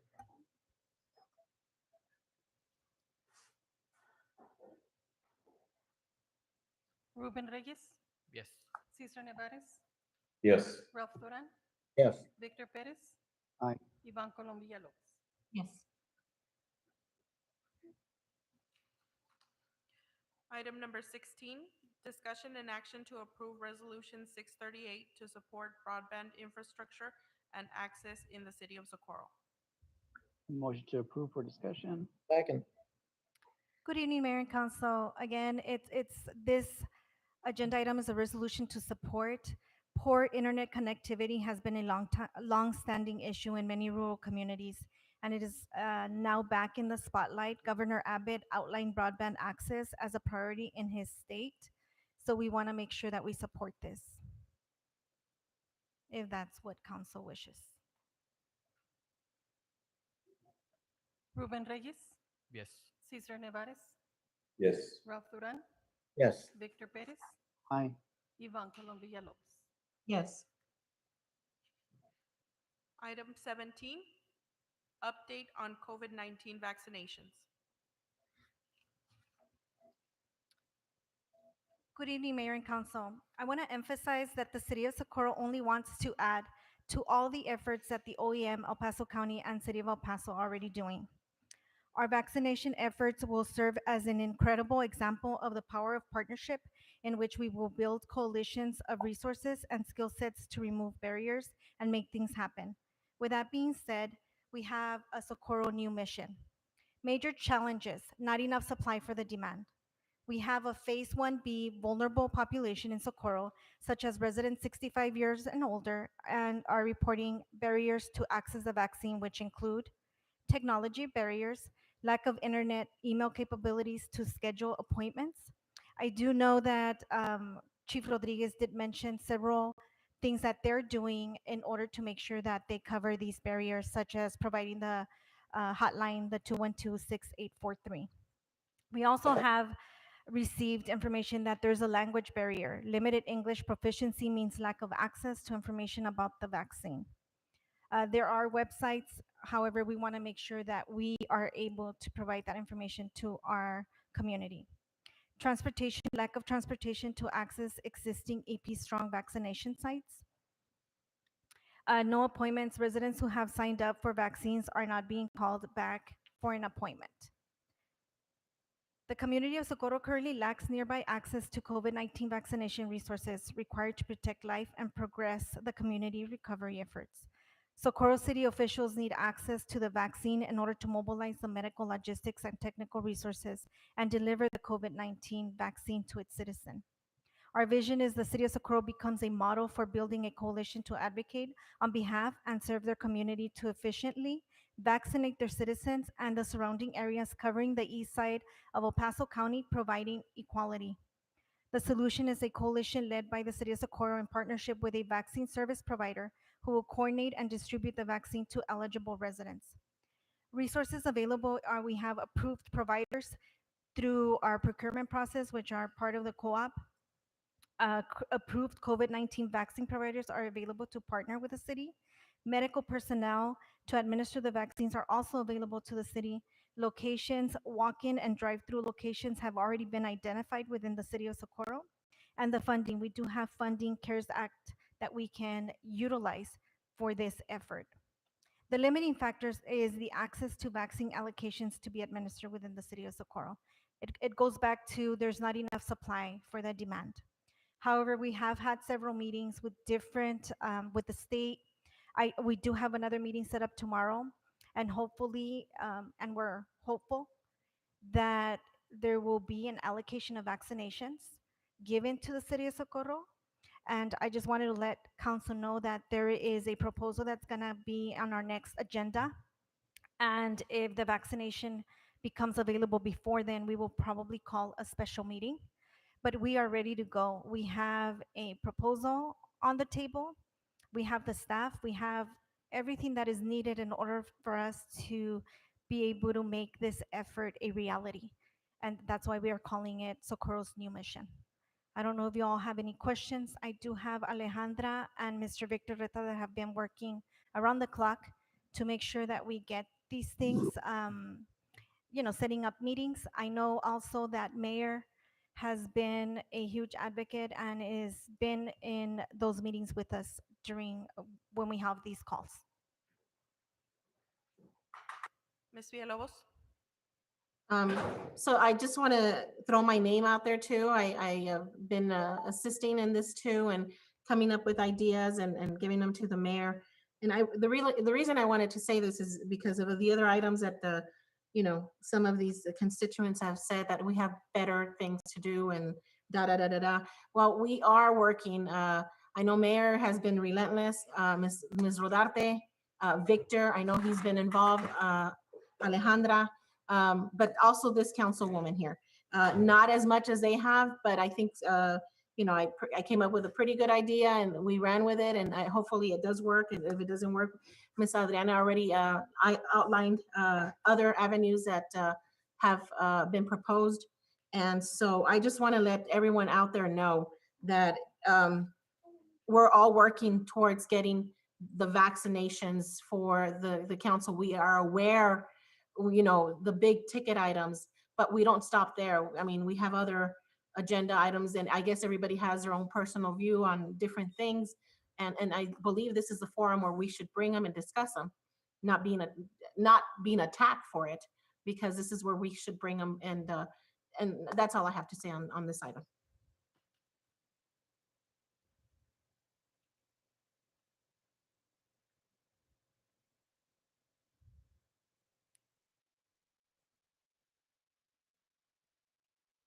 Moving on to Mayor and Council, item number 18, discussion and action to approve a partnership between the City of Socorro and the El Paso Trade and Manufacturing Council.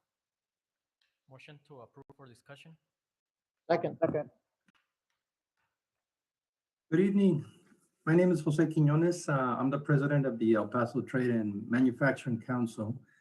I want to thank you, the mayor, for allowing us to speak this evening, and bring to you and discuss a partnership. EPTMC was established last year. It's made up of all industry people. There's no government funding involved. It's a private economic development organization. Our purpose is to help the county, Paso area, the whole metropolitan area prosper.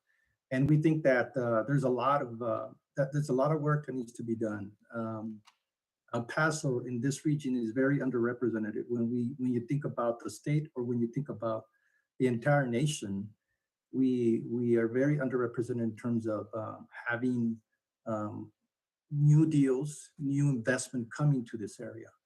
And we need more economic development organizations out there helping cities and communities like Socorro grow and understand how they can grow in a more smart way. And what we're trying to do is partner with the city of Socorro so that we can respond to requests for information from the state of Texas. The state of Texas allows communities to receive RFIs. Those are requests for information. And we can do those as volunteers. We would volunteer to do the research, to work with private industry. And if there's an opportunity where we see a match in terms of new industry, whether it's in manufacturing, whether it's in logistics, whether it's in healthcare, we will address this leadership on a very confidential basis with you all to see if this is something that you all like to take. Right now, I can tell you that you don't have any organization that's partnered with the city of Socorro. We think we're a good match because we're a young, just a new economic development organization, but we have a lot of volunteers of experience. Just so you all understand a little bit about me, I used to be the director of economic development with the county. Prior to that, I was the foreign trade zone manager with the city. Combined, I've got over 25 years of economic development experience. And some of my colleagues, my partners that are on the board of directors, they're all from private industry. They're in accounting, they're in real estate, they're in logistics, just to mention a few of the industries that are represented in this organization. What we like to do is we're not asking for any funding. We don't want Socorro to fund us. We don't want to fund you either. We think that this can be done on a win-win basis. And that's what's key about this. Volunteers working with government to help a community that is very underrepresented when it comes to industry and when it comes to helping existing industry expand. And I think you have a lot to offer as a growing city. And if you want to start looking at how you can do things more smartly, you need to take economic development seriously. El Paso, the city of El Paso has been doing it for a long time, but they're the only gorilla in this whole county that's doing it. And they can't take all the weight. And the few partners that are there when you think about just the state of Texas, I'll give you an example. The Dallas Metro has over 30 EDOs, okay, 30 EDOs. Phoenix has combined over 12 EDOs, the Phoenix Metro. And I know they're larger communities, but They also have a lot of smaller communities like Socorro. Socorro is about 30,000. It's the second largest city. It's time to step up, and it's time to venture and pursue a good opportunity with us. So I hope you work with us so we can start doing something positive for Socorro. Thank you very much, Mr. Quiñones. Mr. Duran? Yes. Mr. Quinones, I believe yours is the group that I had attended several meetings with. We had meetings in Juarez, we had meetings in Las Cruces, and we had meetings in El Paso. It was with the county, and a lot of the outlying areas, Benton and all of them were part of it. And I hope this is what came of that, of all those meetings.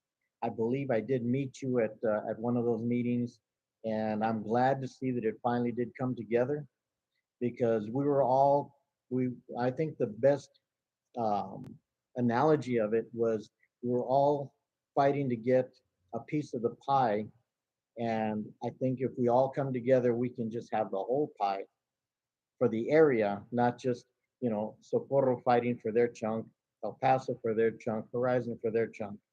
If we all work together with a group like yours, I think we can get the whole pie as far as economic development, bring it to the area, and then see which, like Socorro, can add to something that maybe Horizon has, or just work together.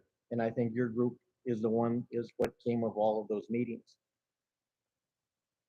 Thank you for bringing that up, Representative Duran. That is sort of a spin-off. And I do know people from both sides of the border, including New Mexico, a lot of the colleagues that are running the economic development groups. But I think what I'm trying to do with this new EPTMC is really focus on some industries. We have a website. I can show you. I'll give you the link to it, and you can see some of the industries we're targeting. But we're going to try and focus on the communities in El Paso. There's other groups like Movida in Las Cruces, which is the Mesilla Valley, Borderplex Alliance, which is much larger. You're talking Las Cruces, El Paso, and Ciudad Juarez. And in Ciudad Juarez, you've got like 3 economic development groups, plus the chambers of commerce, which makes it about 5. They're much more represented nationally and internationally than El Paso is. And so what we like to do is try and focus not only on some few industries, but also start using more smart targeted techniques. We have to pick our trade events. We have to pick our social media. We have to target the audience for each different type of market that we want to pursue. And that's what we want to do through our website and through other means that we have available. And I think Socorro will be a fine partner because as you grow, you're going to need more resources. You're going to probably have to hire more staff. We want to be part of that because we know El Paso is doing its good job, but it's not enough. If you see other communities, if you look back 30 years ago, you could see San Antonio, you could see Phoenix growing at faster rates, and I've seen it. And we can do more if we continue to work together. Thank you. Ruben Reyes, Yes. Cesar Nevares, Yes. Ralph Duran, Yes. Victor Perez, Yes. Ivan Colom Villalobos. Yes. Item number 19, discussion and action to approve Representative Large and any other council member keys to the administration building. Motion to delete item. Second. I gotta say something. I guess it took a different turn, a wrong turn, I guess. Just to set everything straight. I'm not focusing in this item alone. I had asked our city manager if I could have the keys because in El Paso County, that's one of the first things they do. They give keys to any elected official. We're a different city. I understand that. Another thing, I do not like to be compared to previous elected officials. I'm not a Gandara. I'm not attempting to get keys so I could go and steal paperwork, take pictures, take advantage. The only reason I wanted to have keys and I brought it to council because we didn't have a right answer for me. It was just nobody had asked about them for them before. I just wanted to have access to the office. I did not. I guess it didn't cross my mind that it could be taken differently or people can take advantage of it. I've always everywhere where I worked, for example, Paso County, I got access to every office in Paso County, and we've never had any issues with that. And well, that was my thing. If it's okay, we'll delete it and I'll leave it at that. Ms. Villalobos? Thank you for the clarification. Yes, it did take a wrong turn. I believe that if you bring an item to the table and you ask me to be your second, I'm going to be your second. Whether I believe in the item or not, you have the right to express yourself and everybody has the right to vote. I understand where you're coming from. I've had to meet constituents at pizza joints, at restaurants, at their home after hours. And so the reason I thought this might be a good idea is because the only access we would get was coming into the office and into our own office. Everything else is either locked, there's cameras, so I was thinking it was a safe place, to be able to come in and sit down with a constituent and talk to them, and leave. This is why I want to say this to Mr. Martinez and to Mrs. Rodarte. For this item and the other items that are coming up, or my item that's coming up, if you feel, and we've said this before, I remember Mr. Perez saying to Mr. Martinez, if you feel that this item is going to cause or can be potentially harmful to our city, please let us know. We are not trying to be corrupt. We are not trying to, abrupt anybody at all. Zero. But, we also have needs. And so, Ms. Rodarte, same token here. If you feel our item is not written correctly or it's going to hinder, please call us. We can delete it then. We can rewrite it. We can come up with a better solution together. But I really do think that all this was thrown out of proportion from three people, or from myself and the gentleman here, Mr. Reyes, who are trying to work. We're not trying to hurt anyone. Absolutely not. So, and Mr. Martinez, same thing. If you feel something's wrong with our item, please let us know. Don't have this. This was not right. And I understand everybody's concerns. I really do. But our heart was not where your heart or where you think our heart was at. None of that. We're trying to work efficiently. Ms. Rodarte? Yes, and I think we just need to work more on the communication. The item was sent directly to Ms. Navarro. And like you said, everybody has the right to place an item on the agenda. I think that I've expressed myself later. And unfortunately, once the agenda is posted, that's when people get a hold of it. And when you think staff does not look at the agenda, believe me, they're looking at the agenda items. My workload this week has been tremendous just because of the concerns. There's a lot of people that didn't speak on these items because they don't feel comfortable, but I did encourage them, if they want to hear from you, because there's an agenda item that, Mr. Dan has been saying, let staff speak to, and so I said, go ahead and let them know how you're feeling. But again, I think that I have a great team. We have a dynamic that is like no other, and I think that everyone's working comfortable. I do want to say there's zero liability claims in the personnel issue, TML. That's unheard of. And I do have the email to share once we go into that item to show you that in the history of Socorro that has never happened. And I've worked really hard to make sure that we work in an environment that's safe. And my job is to protect my employees at the end of the day. And I mean, that's all I'm going to say. Mayor, we have some speakers for this item. Sel Chagoya.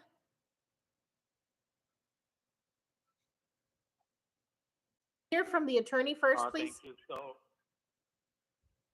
Thank you. So I'm gonna go ahead and just read off the summary.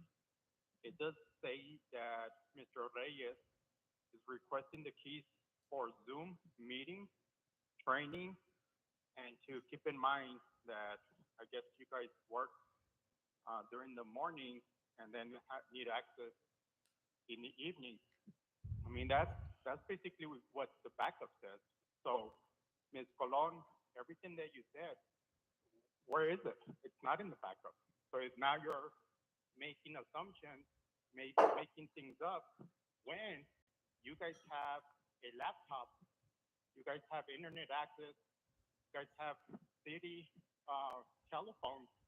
And so the city has equipped you guys with the necessary tools in order to conduct any type of business, just like you are right now. You are in a Zoom meeting. You do have access. So giving access to the building, I don't think it's necessary because the city has provided you with the necessary tools to conduct your business wherever you need to be at. Thank you. Miriam Cruz.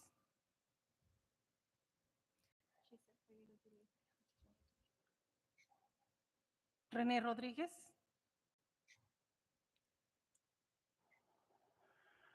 Well, first of all, Ms. Villalobos, what you said was a lie. It wasn't just 3 people. It was staff.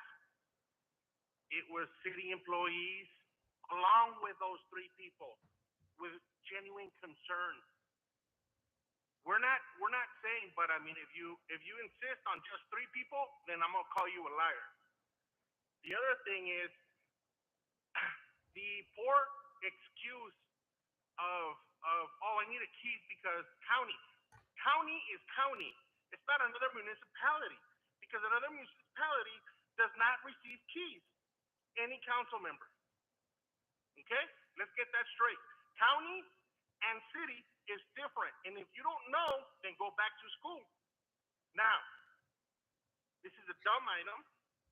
Thank God it's being deleted because you already heard the outcry of the staff, employees, directors, and you are going to be susceptible to put us in a position where we will be liable in the future. Mr. Burton, our chief, laid it all out. All of the 3 items. My God, that was just great. So please, once you get caught, don't make excuses. Just say, you know what, we were wrong, and that's it, and move on and get over with. But don't put a lie over another lie because it wasn't just 3. It was staff, directors, employees. Mr. Rodriguez, your time is up. Thank you. Ruben Reyes. Yes. Hold on. Cesar, Mayor, one moment, please.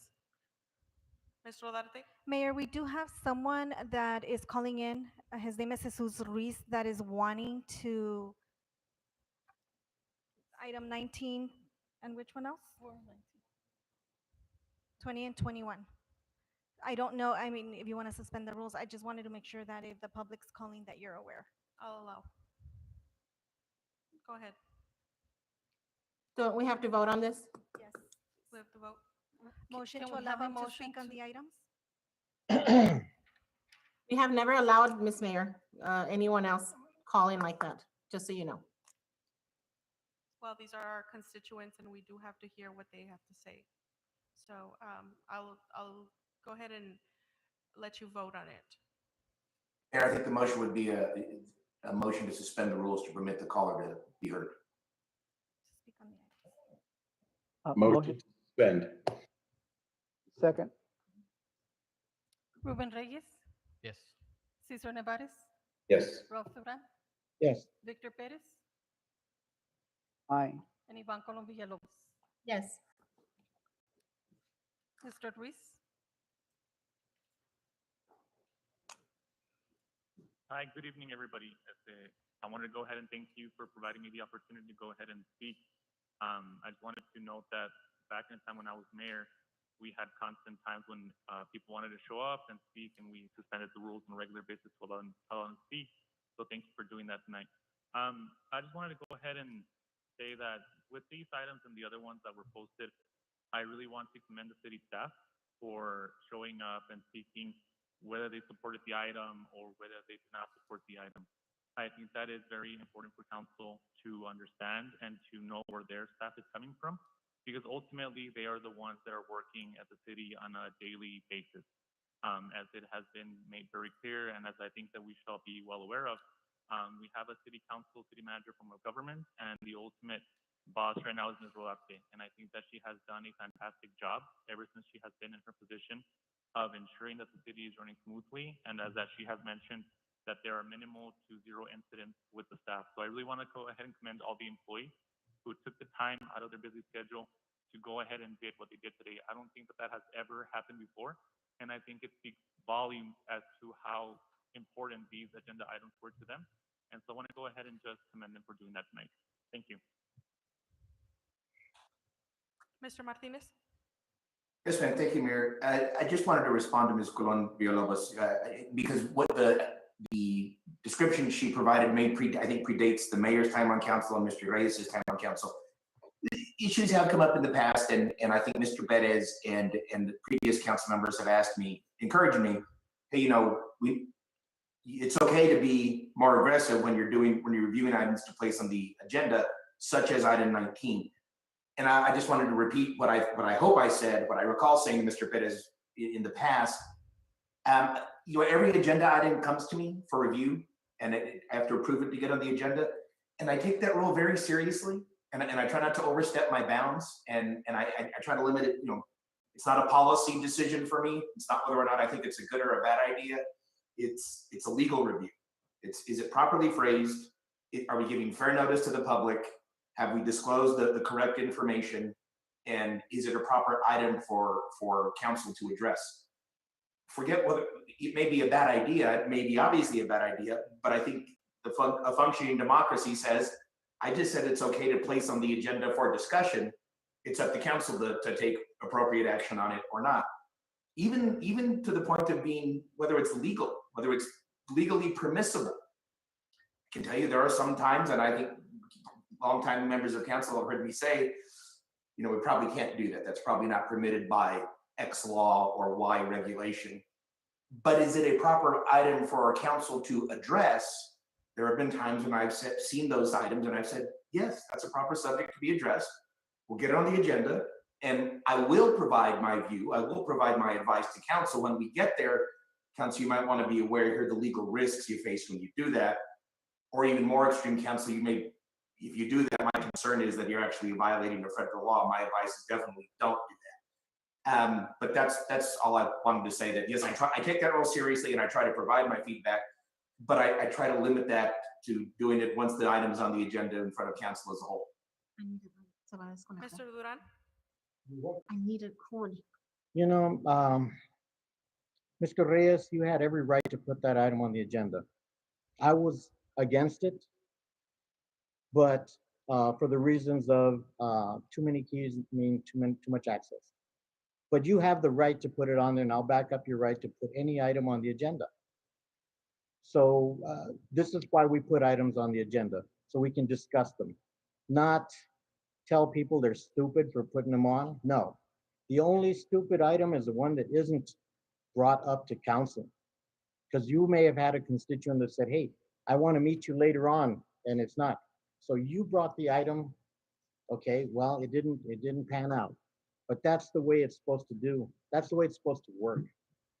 You bring items to council because of representing our constituents, and if the item doesn't pass, it doesn't pass. And but I will back you 100% in you bringing items, whatever you feel is relevant to the city of Socorro. Thank you. Ms. Villalobos? So, first of all, I want to address Mr. Rodriguez. Mr. Rodriguez, I didn't say three people. I said next three item, or the last three items is what I said, sir. I have a list here of all the people that called in: Cruz, Candelaria, Gomez, Navarro, Gonzalez, Gonzalez again, Esteban, Segoy, Mr. Chagoya, Franco, Casiano. And I hope I didn't forget anyone, Mr. Rodriguez. I hope I didn't forget anyone out there. I wasn't saying three people. I think you misheard.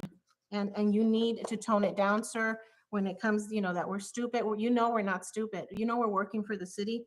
And we don't need to add more fire to whatever these items, whether you guys agree with it or not. We were here to discuss them. And again, I tell everybody, I know, Mr. Reyes, I'm probably not stepping over your boundary, but I think your heart was in it more than anything, that you wanted to be more efficient. And Mr.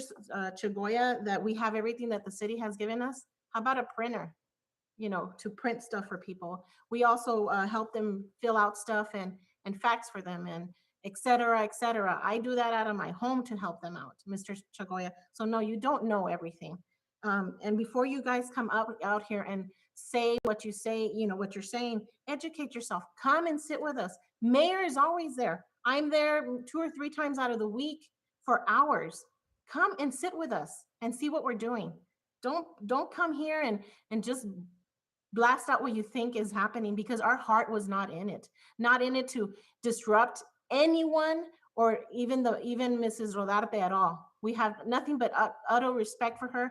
And so this has nothing to do with anything like that. But I would like more communication between our attorney, between Ms. Rodarte, and for them to come to us and say, you know what, there's a policy against that, or look at Chief. He came and he gave us 1, 2, 3 why these items are not probably good for the public, and that's what I would love for our attorney to tell us, something like that, because that's why we have you, Mr. Martinez, and so that we don't, our constituents don't get all upset over something, or our employees, because our heart was not in it. Not to, of course, we don't want them in danger, of course, but we also want to be more efficient. I know we rely a lot on Mrs. Rodarte to fax, to print, to, when we can do it ourselves, we can do it ourselves. But, I hope that it stays here, that we learn from this, and that, any item we bring, it's for discussion. Thank you, Mr. Duran. It's for discussion. It's, we are not the past. Let's just let go of the past. We are not here to disrupt. We are not here to upset. We're here to move forward. And there's many things that we're focused on. Maybe we are not bringing them because they're already being worked on. But don't say that, there's bigger items and that we're not working on them. How do you know? You haven't come down and sat down with me. I can give you a list of things that I'm working on. The mayor can give you that, and Mr. Duran, the other council members as well. So, let's just get along and stop assuming, because our heart is to work for the city of Socorro and move forward. Thank you. Ruben Reyes, Yes. Cesar Nevares, Yes. Ralph Duran, Yes. Victor Perez, Aye. Ivan Colom Villalobos. Yes, for the item to be deleted, correct? Correct. Yes. Yes, thank you. Item 20, discussion and action to direct staff to amend Ordinance 76, Amendment Number 3, Section 9, Supplementary District Regulations, Motor Vehicle Parking Regulations. Motion to approve for discussion. Second. And this is actually one of my items that I brought to council, and we're gonna see if we can amend the Ordinance 76 to have a little bit more control about the vehicles. I don't think I had to drive around. I'm pretty sure everybody's seen those vehicles in your neighborhoods. I did focus a little bit more and I think we have some pictures of them. Focus a little bit more on the newer subdivisions. And I know it has Ordinance 76.9H, parking and storage of certain vehicles. It just says that as long as they have the tags, it's okay for them to be there. And we can't really do much. I had issues with vehicles in my neighborhood, in the subdivision, that they move them only to go get the tags. A year, we had two vehicles. One of them was covering up, I don't know if we have it right there. One of them was covering up the stop sign, and they moved it only so they could get the inspection and the tags. And we're seeing more and more vehicles, the newer subdivisions, and I think it's gonna help the city, make it a little bit cleaner. They're not just in the right of way of the city. And I'm pretty sure everybody has the summary. I'm gonna read it. And I have no vehicles or equipment shall be parked in the city's right of way for longer than 1 week without being operated. And again, if you guys have questions, concerns, or you wanna move something, change something, add to it, we can do that. Abandoned, inoperable vehicles should not be allowed in driveways, front yards, multi-dwelling units like apartments, parking lots for longer than 15 days. Inoperable vehicle storage on the premises, it's prohibited. Any vehicles and or equipment stored on the premises shall be screened from public view. And then on that one, I added a little note on it. And if we can add it, and it's gonna be vehicles that can be screened by covering, and it can even be covered with I don't even know how they call them. They're the tarps, the vehicle covers that they sell at the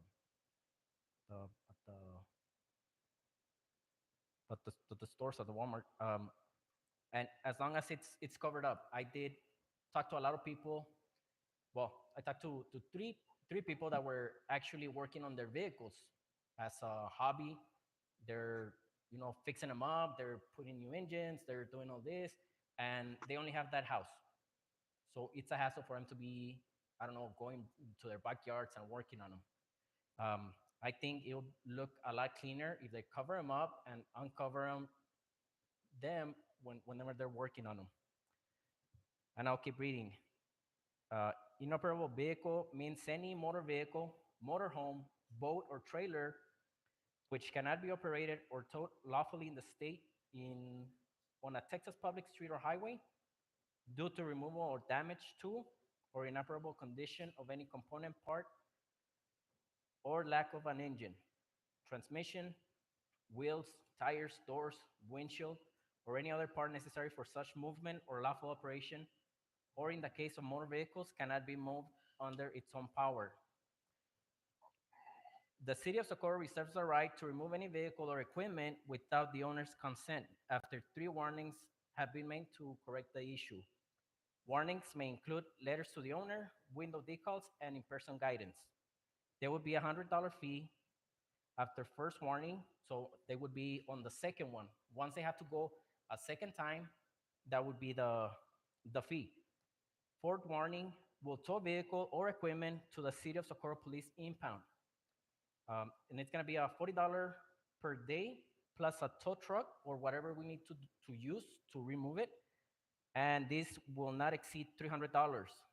And this will be charged to the owner of the vehicle or equipment, again, if they wanna go and pick it up.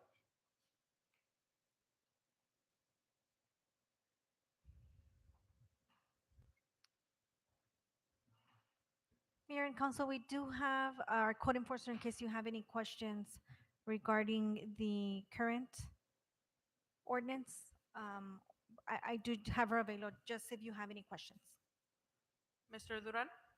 Isn't this something that we're working on already with Mr. Martinez? With our planning and zoning director? Correct. So we do have an inoperable vehicle ordinance that exists and it's under enforcement. I don't know if you want to speak a little bit more, Myrna, on that. But I thought that, with that public hearing we had with regarding, a lot of this, isn't this already being, investigated or, worked on? It wasn't the inoperable vehicles, that was for large commercial vehicles, Okay. the public hearing. Mhm. Ms. Villalobos? So, are we saying that this is allowable and our current ordinance is not, uh, our current ordinance does not impede them from doing what they're doing in that neighborhood? Ms. Rodarte, I'm sorry. Okay, so I know the ordinance exists that you cannot have an operable vehicle. I think what Mr. Reyes is trying to do is make it more descriptive in the ordinance and provide price ticket items to the violations. I In have other it. words, Let me, have more let me find. meat I'm sorry? to have more meat to the ordinance? Correct. I think that is what he is attempting to do, is just wanting to add more verbiage to the ordinance. And it's I'm sorry, Mr. So what I would like to know here from Mr. Martinez and Ms. Rodarte, is this good verbiage? Is this something that we can move forward? And if council approves, that's my question. So the agenda item is directing staff to go out and look at what he's trying to do in order for us to make modifications that we feel are, legal. But right now, all he's trying to tell you is, let's direct staff to amend this ordinance, and this is what I want included in that ordinance.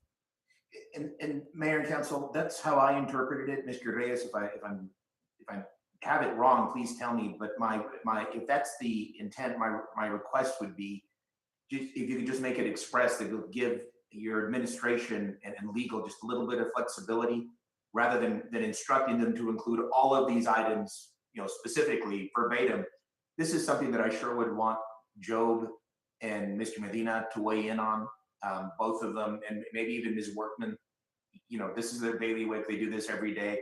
I've got some input to provide on legal limitations, but I think a lot of it's just operational expertise,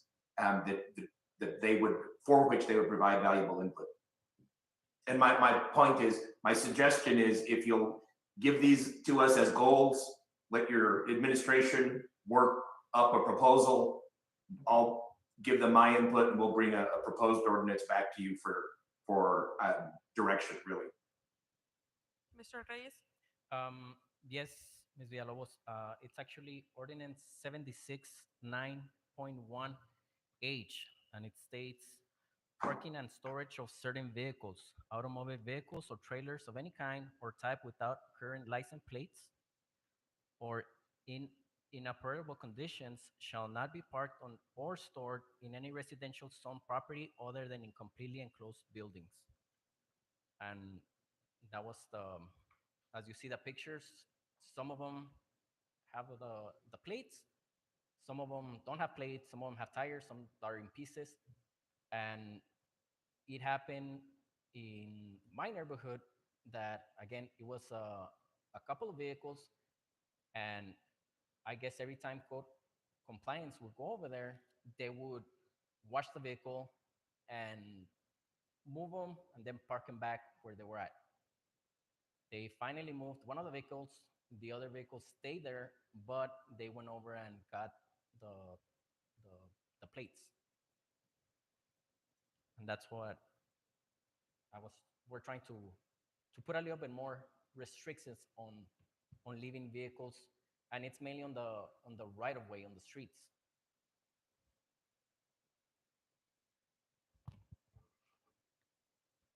Mayor, we do have a speaker for this item, Sal Chagoya.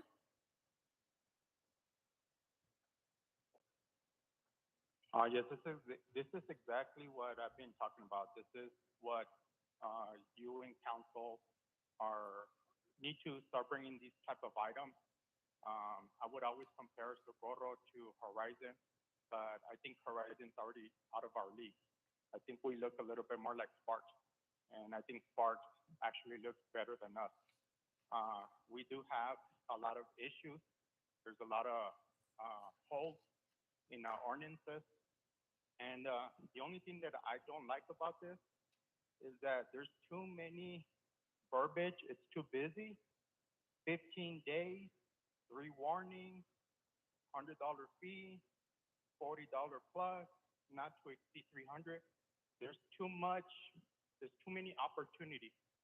And so then if you're trying to time that up, then time it up.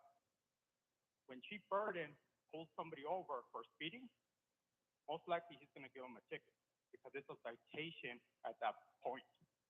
So if code enforcement sees something that goes against the ordinance, why are we giving them so many opportunities?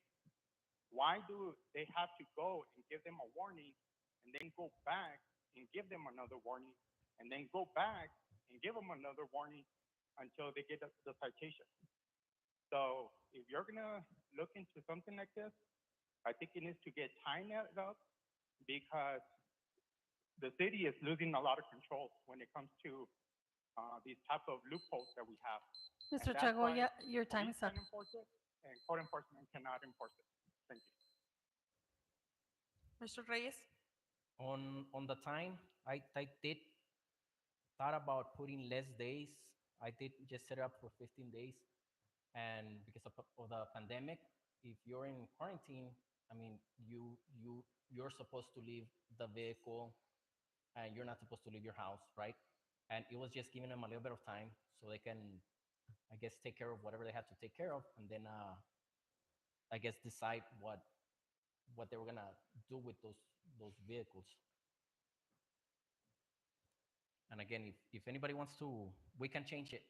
The thing is that I don't want to leave it just with the plates and we stay kind of behind on that.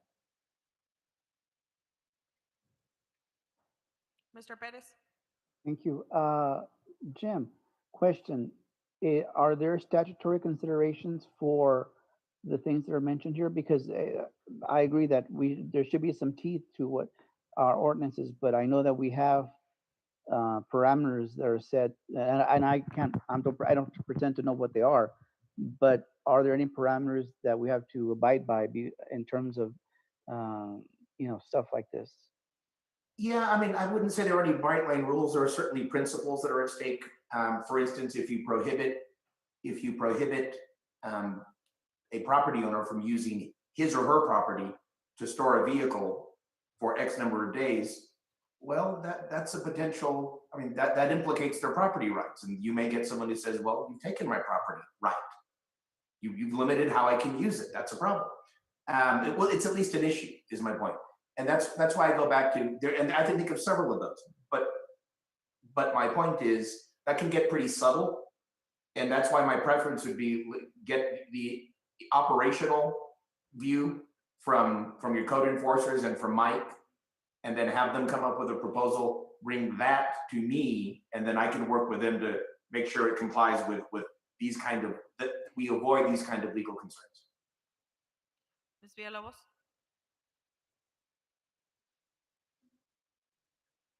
Ms. Rodarte, are you still there? Yes, ma'am. Okay, so I think we've gone over, we've talked about this before, that yes, because of my neighborhood too, right? So, we give them warnings and warnings and warnings, but that is not a Texas law that we have to keep. We can actually change it and cater it to what we need it to be. Am I right to say that? It just depends that's why we're asking to provide us the opportunity to go back and research and see what it is that we can bring back to you all with the same guidelines that you are providing. Obviously we want to make it stricter and see how we can amend that, and then we'll have a public hearing. I do know there's, once we start enforcing and you get stricter, then we're going to get the calls of why are we enforcing, just like the dumpsters in cities right away. So we need to make sure that we are aware of every situation. There's people that are involved in a car accident, and they have nowhere to take their cars, so they park their cars in front of their homes. Well, that's a violation, right? So when you hit them, they're like, well, just give me a little bit of time. So I think all of that has to be taken into consideration. But I agree with you. We do have to get stricter. Like Mr. Chagoya said, they are getting ahead of us. So we need to make sure that but let us research and let us bring something back with a little bit of more teeth. Ms. Colombia Lopez, I think what you said is correct. There isn't a specific Texas statute that says you can or cannot do this. It's a health and safety issue, and generally that falls to local municipalities. Admittedly, sometimes the state comes in and preempts you, but I don't believe there's any basis to say they've done that here. But Ms. Rolarte brings up a good point. You know, what comes up in these with ordinances like these routinely, and something that's going to be unique to Socorro, and the way it comes up is the people who live here. The people that we are.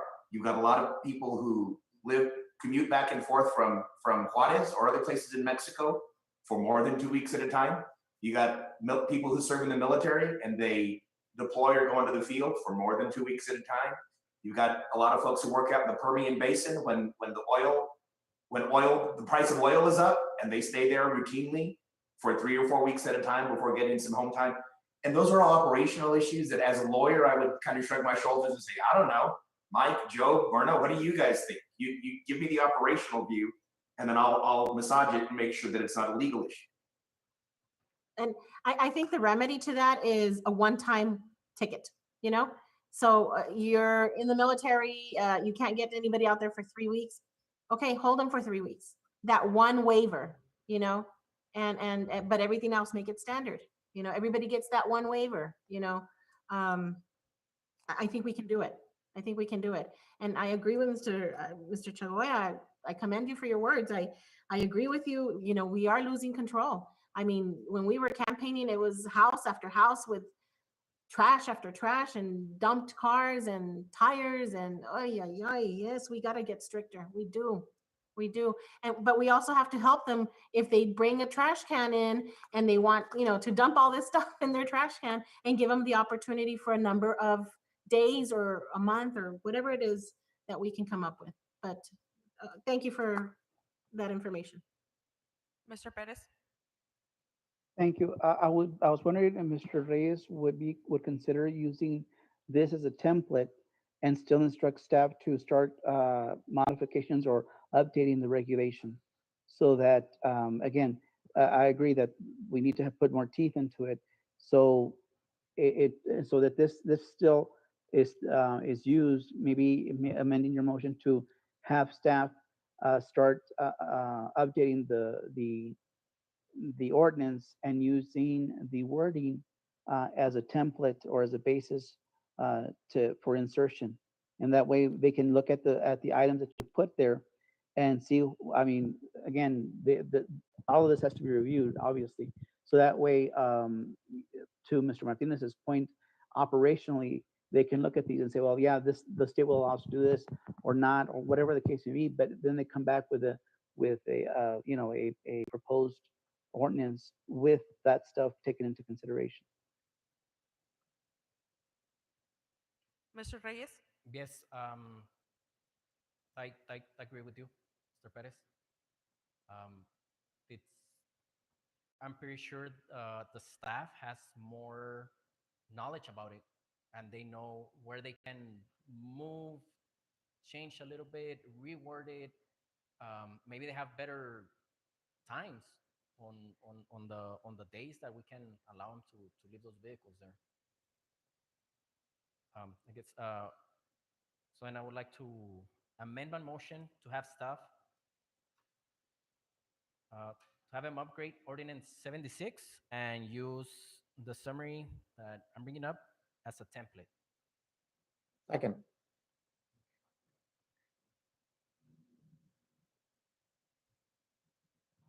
Ruben Reyes, Yes.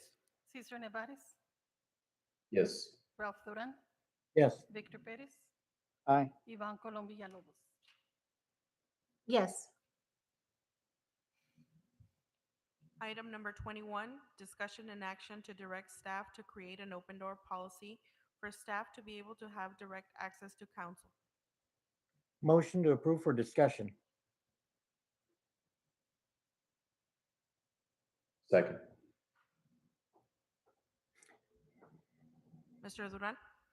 I'm going to give you 3 examples of why staff needs to be able to interact with the city council members. This is back when I was on Civil Service Commission and Board of Adjustments. A street worker came to me and said, "Mr. Duran, they're making us put blacktop down without putting down oil. It's just going to fall apart and it's a waste of city money." I said, "Well, who told you to do that?" "My supervisor." Okay, the supervisors. So chain of command, what he's going to tell a supervisor? No. So what happened? I brought it to council and it was taken care of. I brought it to council of what was happening in the street department. Another example. This was back in the dark ages when they were putting in driveways for citizens.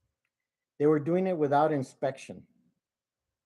The inspectors came to me and they said, "Mr. Duran, and we were told not to go near the construction of these driveways, but they're doing it without inspection." And that was with the go-ahead from the city manager and the planning and zoning director, telling them do not go and inspect these driveways. I brought it to council. It was taken care of. But one of probably the worst was with the police department. I received a call from a police officer who was packing his bags and quitting. Why? Because his supervisors were harassing him. His supervisors, the people that you're supposed to go to according to chain of command, they were the ones that were harassing him to quit. So I went to the police chief and told him what was going on, and it was corrected. But the worst one was with regards to the driveways. And I have the police reports of the sergeant who was in charge of the police department, because we had no chief at the time, shut off his recorder, and I was 5 feet from him, listening to him direct a city council member as how to respond to the sheriff's department. And because of that, I had a police officer call me up and say, "Mr. Duran, be very careful. This sergeant has ordered 3 of our officers to harass you." Now that is where an open door policy works. Granted, right now, I don't think we have any problems in our city. But if we have a closed door policy the way we have it right now, because, chain of command, you go around it, you're going to get fired. If somebody sees something that's wrong and they feel they cannot go to their supervisor or their department head, where else do they have to go? Council. We're the final, the only people they can go to. And all of those, I have proof of everything I've just said. And it's in the city record too. I don't know, Mr. Pettis, if you were around when that all happened, if you remember me coming to council about the driveways, coming to council about the streets being put in illegal or, not properly. But the police department, the people that are supposed to protect us, were out there trying to get me because of what I saw and what I said.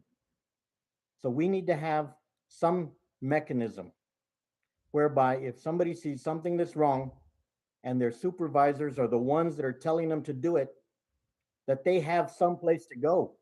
And we're the last people. We're the top of the food chain. We have to have that where, granted, right now, just by going by how many complaints are being lodged, which are none. But what happens if something does happen? and there is no mechanism to report anything wrong or illegal. That's the only reason I have this. It's not to circumvent the chain of command. It's not to undermine anybody's authority. It's to protect the city from people that would not follow the rules. That's all. Mr. Olarte? Yes, Mayor and Council, I just wanted to share our open door policy that currently exists within our employee handbook. City of Socorro promotes an atmosphere whereby employees can talk freely with members of management. All employees are encouraged to openly discuss with any director or supervisor any problem or concern so the appropriate action may be taken. It is very insulting for if someone has a complaint against me and this person goes to our chief and for you to believe that the chief will not do anything and would just walk away from it, or Mr. Casiano or Mr. Reta, or I mean, our policy states that you can go to any director or supervisor if you have a complaint regarding any type of solution. I created this handbook. Mr. Duran, you were part of our civil service when you approved this handbook.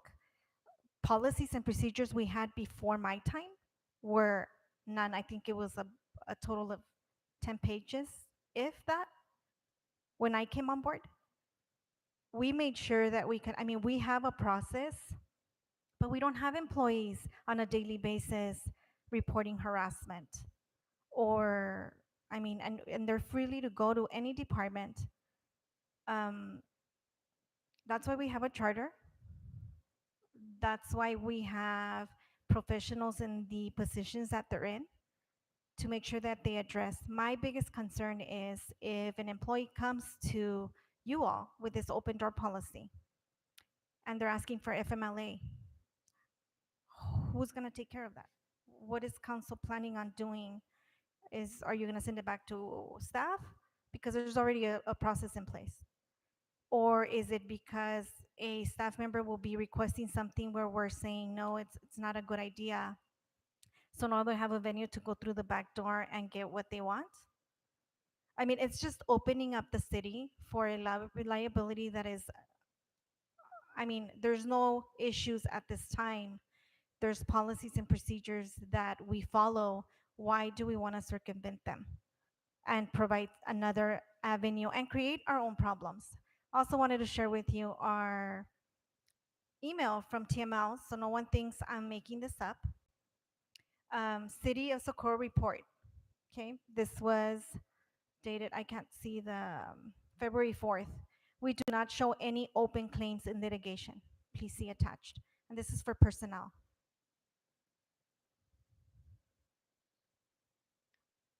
I am very proud of this, Mayor and Council, because my goal is to reduce our deductible back to $5,000 and not be paying $50,000 for every claim.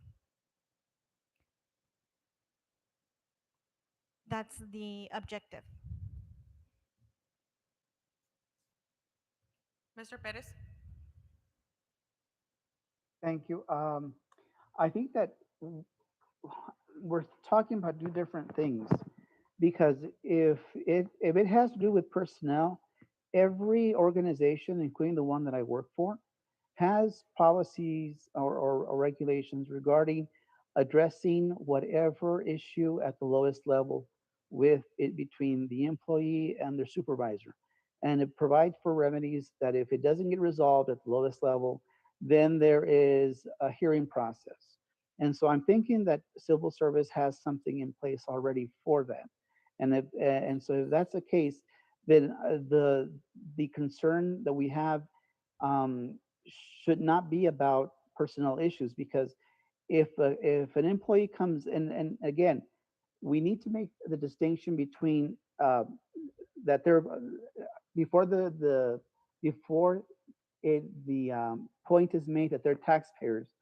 We need to make sure that we understand that city employees are city employees before they are taxpayers. They chose to work for the city of Socorro, and so they're under They agreed to work under the rules and regulations of the city of Socorro. And as such, they agreed to follow the chain of hierarchy, the chain of command, and follow the rules and regulations regarding the complaint process, okay, which one exists. That's one. Two, if we're looking at another, the second point that I was going to make is that, or the other term, or the point that I think we're talking about is like an abuse or fraud complaints type of situation. And if that's the case, then I think that it would be a good investment for the city to have a fraud and abuse hotline. That way, anyone can call in and report the abuse or of fraud, so that the city manager can address it, and it can be anonymous. That's something that would allow the city to address and not have to worry about retaliation against the employee if it happens to be an employee making the submission. It could be, again, a regular taxpayer saying, I don't know, the company, the city vehicle being used for personal purposes, those kinds of things. And so that's the thing. I think we're talking about two different things: personnel issues versus fraud and waste issues. Okay.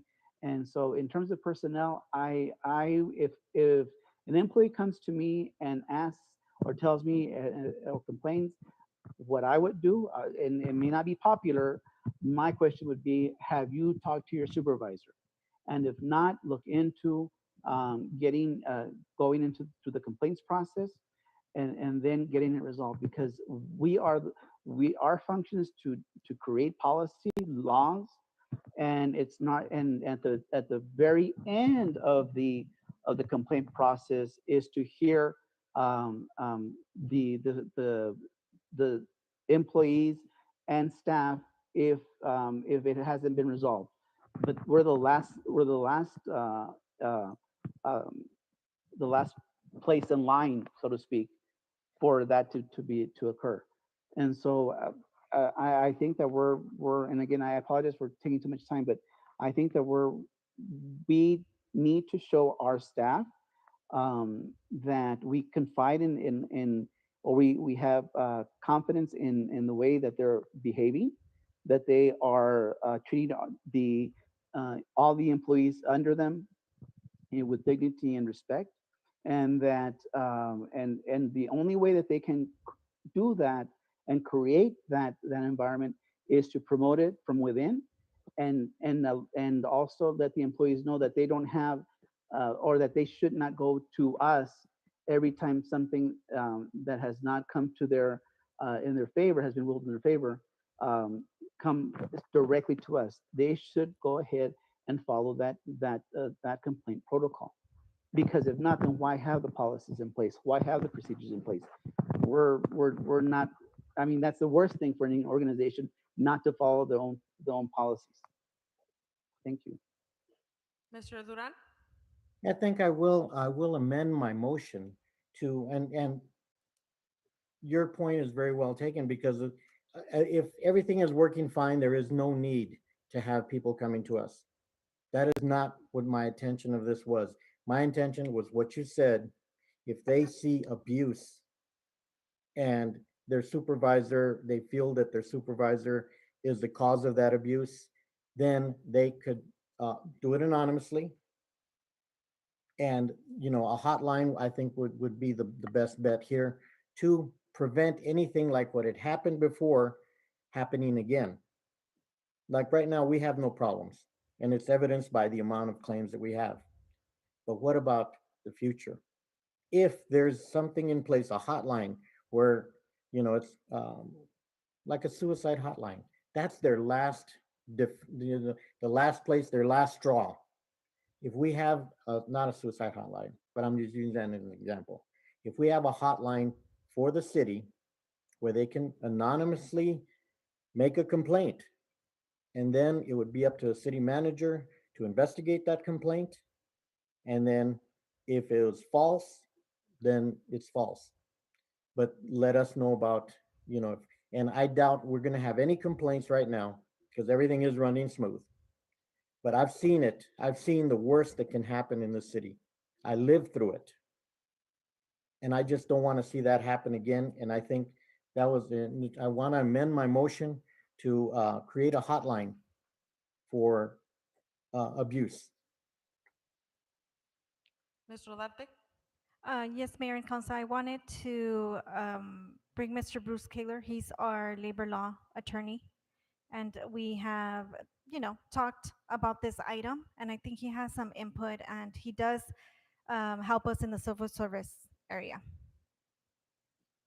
Yes, thank you, Ms. Mayor and Madam Mayor and City Council. Yeah, I just wanted to add a few points and really to kind of amplify what Ms. Rodarte has indicated. And, we have developed, I think, a very robust reporting and investigation protocol in the city. And that's, I believe, why we have so few claims. And it is robust in that there are specific processes and alternative reporting processes.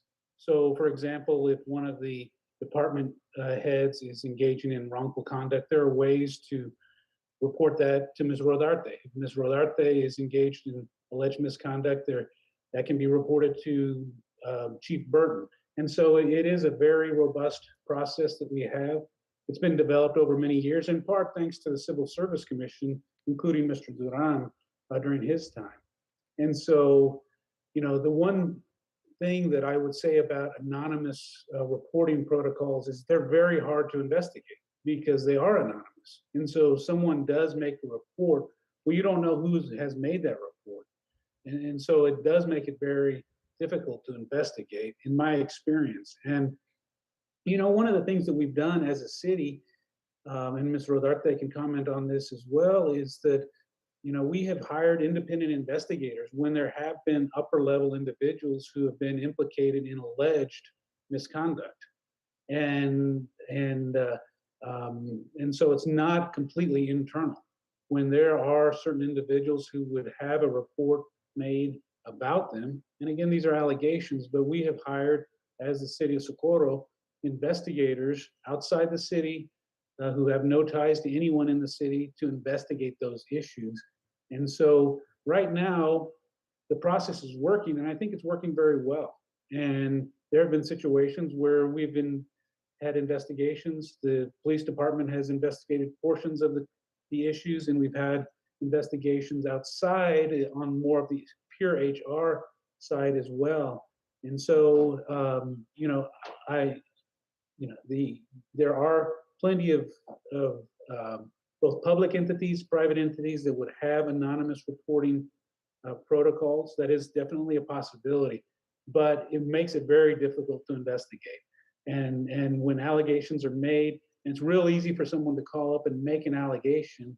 And so you end up having a lot of investigations going on, and there can be very difficult to close them out. And I've seen a lot of claims in the litigation area that relate to that. So those are some things to think about. These are largely policy issues, but also on the legal front, there are issues under the charter as far as the role of the city manager as chief executive and the role of the city council on the other hand, as far as developing ordinances, being the legislative branch as well. So these are some fundamental issues to think about.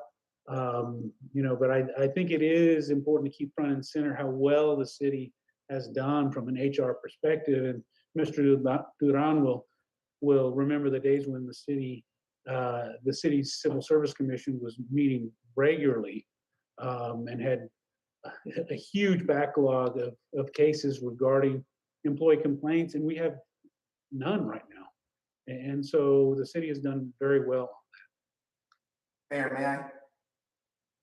Mr. Martinez? Yes, ma'am. Mayor and Council, as written, and I realize Mr. Duran has amended his motion, but as written, I do think you have a legal issue with this. That if you permit that, I do think you undermine the structure of a city manager form of government. Don't forget, we just recently amended the charter. The citizens amended the charter. We didn't do it. The citizens of Socorro did it. And the key provision right now reads reads like this. It says, the city council shall interact with the administrative services of the city solely through the city manager. That's what it says. That's what Socorroans have decided. Your interaction with city services, and that includes employees, is solely through the city manager. And if you have an open door policy, and I realize it's well intentioned, but I think by definition you're contradicting that portion of the city charter. And as Bruce alluded to, I'm concerned about where it leads. I mean, how do you have that kind of interaction with a city employee without providing them with instruction? Oh, well, you need to go talk to so-and-so, or you need to go see so-and-so. Well, you've just instructed a city employee. And really the remedy comes back to, it is the city manager form of government. The control that the city has, the check that city council has, is the city manager, right? I mean, Mr. Duran, to address your examples, if you have an employee who doesn't realize that if his supervisor rebuffs him, who doesn't know that he cannot go to another supervisor or the department director or the city manager, well, then the city management hasn't done their job. If you have a city manager who's authorizing the construction of driveways gratis without inspection, you've got the wrong city manager. Literally, if you've got a police officer who doesn't know that he can go to the chief with complaints of harassment, then you've got the wrong chief. And so my point is that the whole theory of city council, council manager form of government, council makes policy, they set broad level goals, and they do key hires. They hire the city manager, they hire a police chief. And then below that, you rely on your city management and you rely on your city manager to take your high level instructions, your policy preferences, your decisions about the tax rate, and do you favor more spending on streets or parks? Are we gonna favor public rec or sanitation? And you just have to rely on your city manager to give her those priorities and rely on her to carry them out appropriately. And the remedy is ultimately, if they are not appropriately carried out, then you need to find a new city manager. Mr. Perez? Yes, and thank you. I just want to clarify, make something very clear. What I was talking about in terms of a hotline was not at all personnel related, not HR related. What my intent was, or my idea at that point, is a hotline to where the public sees someone using a city vehicle for personal purposes, going, whatever the case may be, but not a personnel driven complaint. More like the operational complaint from citizens, where they see wasteful abuse of maybe city property, city vehicles, those kinds of things. And as far as disposing of them, I think that it would just go back to the city manager, and she would just follow up with the supervisor or the department head, and just inform them of what's going on, and maybe create or just have some follow through and follow up. But it was not intended to as a again as a for it to fall under the HR branch of the house. Ms. Villalobos? So I just want to clarify, clarification. So if an employee were to come up to one of us, one of council, and tell us, you just don't know what's going on and blah, blah, blah, what are we supposed to be doing at that point? We can't, I mean, I know that they don't want to go back and speak to any of you. So what do we do in that case? Mr. Martinez, legally, what can we do in that case? Yeah, I mean, depending on the nature of the claim, I think you would go to the city manager and say, here's the problem. Or you go to the police chief if it's a law enforcement issue. And if it's none of those, if it's just a finance issue, waste, fraud, waste, abuse, that sort of thing, I think there's two other obvious areas. One is your finance director, and perhaps not obviously, you do have an internal auditor now. And the internal auditor would be a place where they might be directed and say they need to be aware of them. So what you're saying, so we're clear on this, we need to direct them and leave it, let it be. Again, depending on the nature of the complaint, yes, but I'm not saying you direct them. I'm saying you would take them up. I understand what you're saying. Thank you. We shouldn't have any more of these discussions. And then you, as an elected official, go to the city manager, who is the one person you're supposed to deal with when dealing with any part of the administration, and say, hey, here's the issue I got. You need to pay attention to this. I want to know how this turns out. Okay. Gotcha. Thank Mr. you. Duran? That's basically what I wanted to hear, Jim. Okay, as long as we have that clear, I'll go ahead and amend my motion again to delete it. We've discussed it. You know, now we all know what we can do. If somebody comes up, we can take it up with the city manager. I second So that. I'm gonna amend my motion to delete it. We've already discussed it. There's nothing further we can discuss about it. So motion to delete item number 21. Second. Mayor, we have several speakers for this item. Our first speaker is Chief Burton. Victor Reta. Esteban González. Sal Chagoya.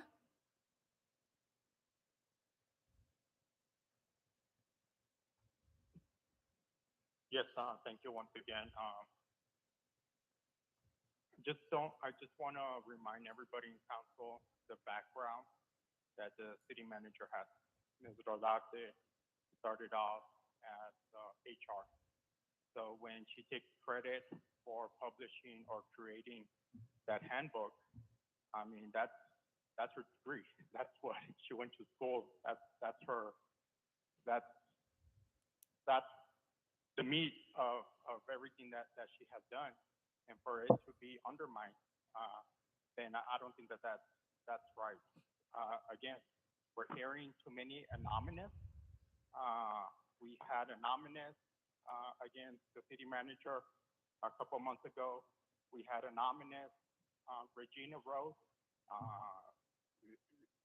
They didn't show up today, as you can see. And now we're going to create an anonymous hotline. So I don't know, put a face, put a voice, come to council, just like I do and like everybody else, even though you guys don't like it because we bring things to light. But don't be afraid. Come to council and speak up on it and stop being anonymous. And so we are undermining the HR department as well too. I didn't hear no discussion about HR department. So HR department is there for the employees to get assistance. Mr. Chagoya, if your there's time is any up. issues. Thank you. Rene Rodriguez.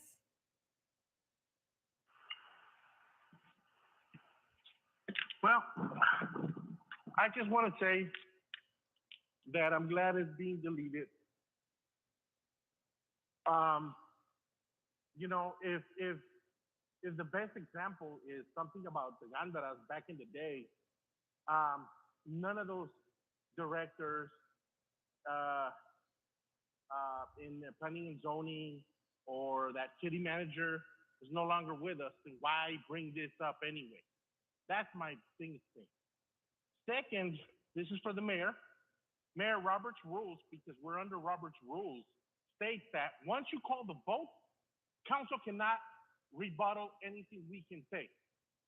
Because once you take the vote, that's it. You can't talk anymore. But we can have our last say, and that's it.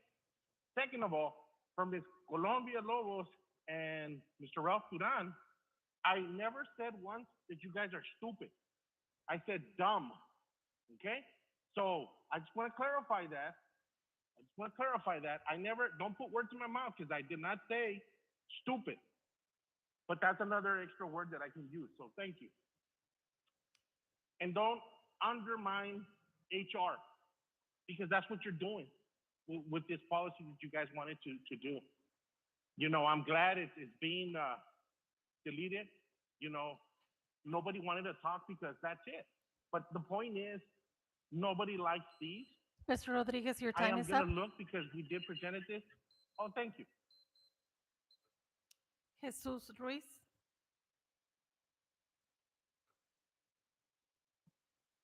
Yes, hi, good evening again, council members and mayor. Thanks for letting me speak. I think it's important that we just brush up on what Mr. Martinez mentioned, the fact that we are a city council, city manager form of government, and I think that sometimes I understand that it's difficult. Like Mr. Duran was saying, sometimes employees come to you and you want to help them and you just can't because of the fact that we are under that form of government. And I think that is something that we have to keep in mind because I heard the discussion earlier about putting items on the agenda and wanting Ms. Olarte or Mr. Martinez to chime in, but that's really not their role. You know, their role is more administrative and helping out council in terms of any legal issues. I think that if council wants to have somebody that can guide them and talk to them better about what policies they should implement, maybe a recommendation would be to go ahead and hire a public policy advisor. And that way that advisor can go ahead and advise council on what policies should be implemented, why this, why not that. I think that might be a better way of going about it than asking Ms. Rodarte, who is an administrator, or Mr. Martinez, who is a lawyer, to guide council on what they should put and what should not. I think definitely that council should listen to Mr. Martinez. I can definitely say that he is the best lawyer in the room right now. He's the best lawyer that Socorro has had by far in a very long time. And the same goes for Ms. Rodarte. And I think that it's just up to council to be able to make that distinction about what they can do and what council can do in order to continue to improve the city and move Socorro forward. Thank you.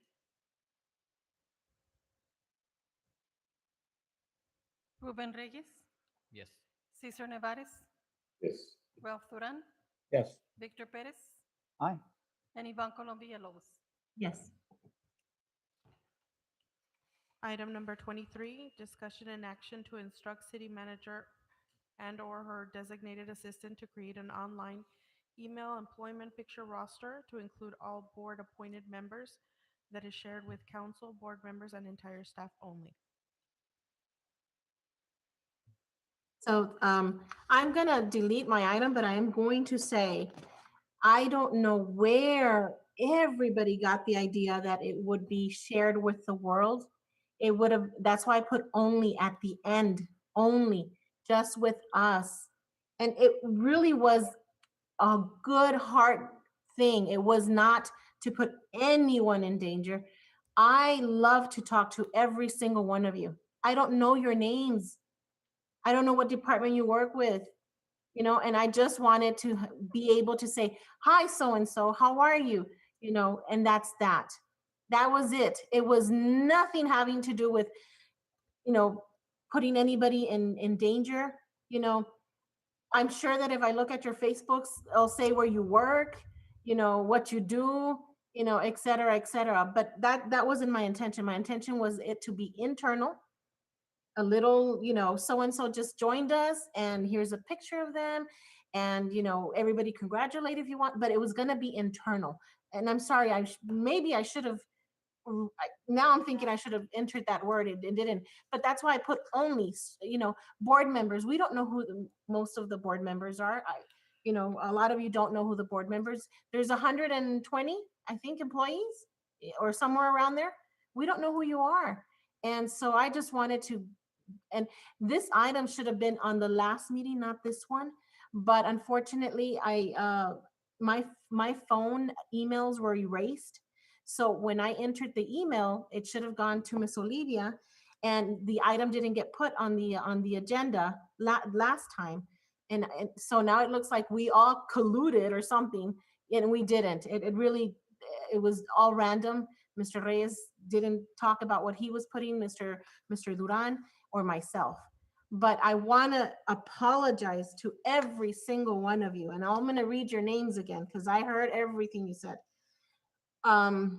Esteban Gonzalez, Isela Gonzalez, Mr. Chagoya, Julie Franco, Charles Casiano, Miriam Cruz, Cynthia Calderia, sorry, Michelle Gomez, Miss Navarro. I apologize if you thought this was supposed to go viral, and no, it was just because we really don't know who you are. That was it. I mean, I see a lot of you and I say hello and I've said hello to you guys many, many times. I don't know your names. And I'm a very personable person. I really am. And so it would have been nice to come up to, Miss Franco and say, hi, Miss Franco, how are you? End of story. That was it. So I apologize again or Mr. Rieta too. I'm sorry, forgot Mr. Rieta. Of course, I know Mr. Rieta, but I apologize. I sincerely apologize if any of you thought that this was supposed to go viral. And, I work with another company where we have 200 agents and whatnot. And I work with other companies and they have their pictures up there and they know who they are, and it's very nice to see the face and match it up with the name. And that's what I was trying to do. So I'll delete the item. That's okay. Thank you. Ms. Colon, let me just take the blame. The publication part going viral, that's probably my fault.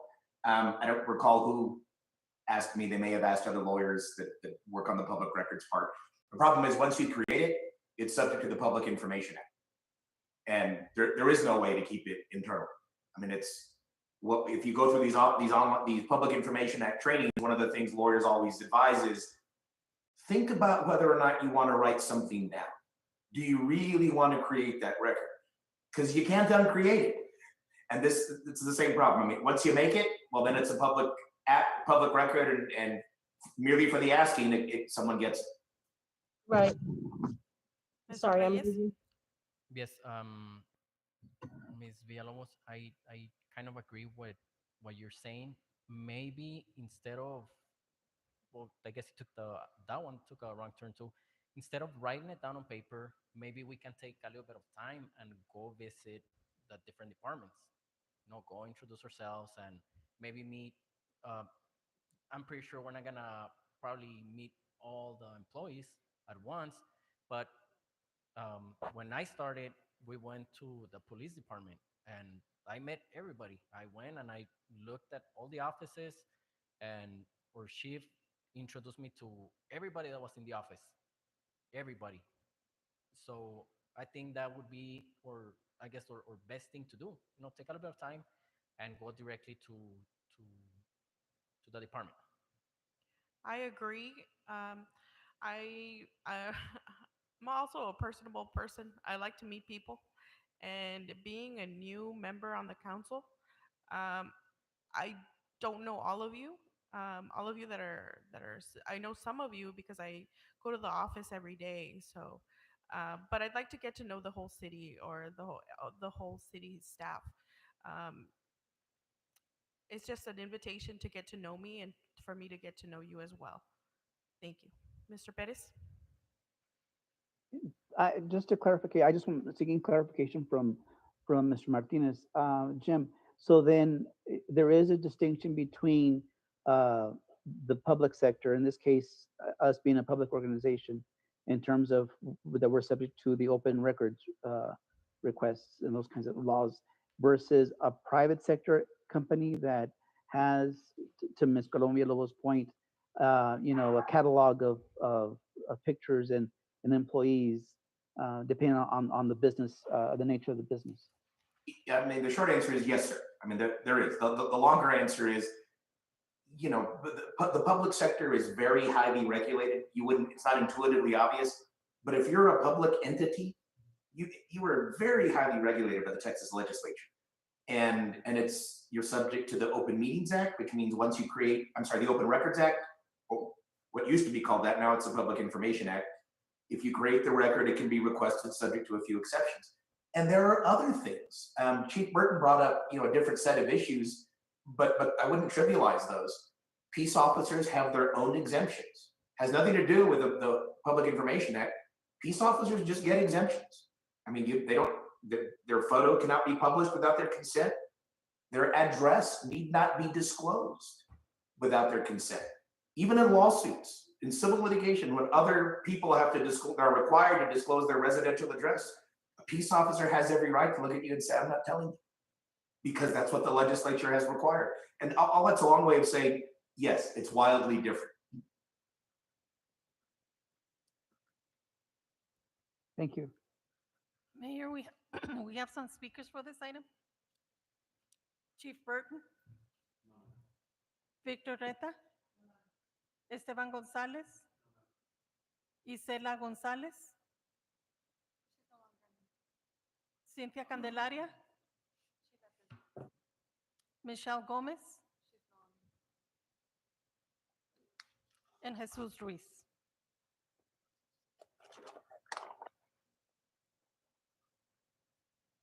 Hi, hello. Once again, Councilor Mayor, thank you for allowing me the opportunity to speak. I think that it's important, once again, like I mentioned earlier, and I'm going to go back to the topic that was discussed previously, just putting a little bit more thought into the items that one places on council. And like I mentioned, if there's any issues that council has about whether this is allowed or whether it's not allowed, I think right now during the pandemic, it has not been possible as much as before to attend conferences. I know CML always provide a lot of good conferences for information as to what a city can do and what it can't do. But I would definitely recommend maybe just brushing up on policies. On the charter itself, it tells you what you can and cannot do.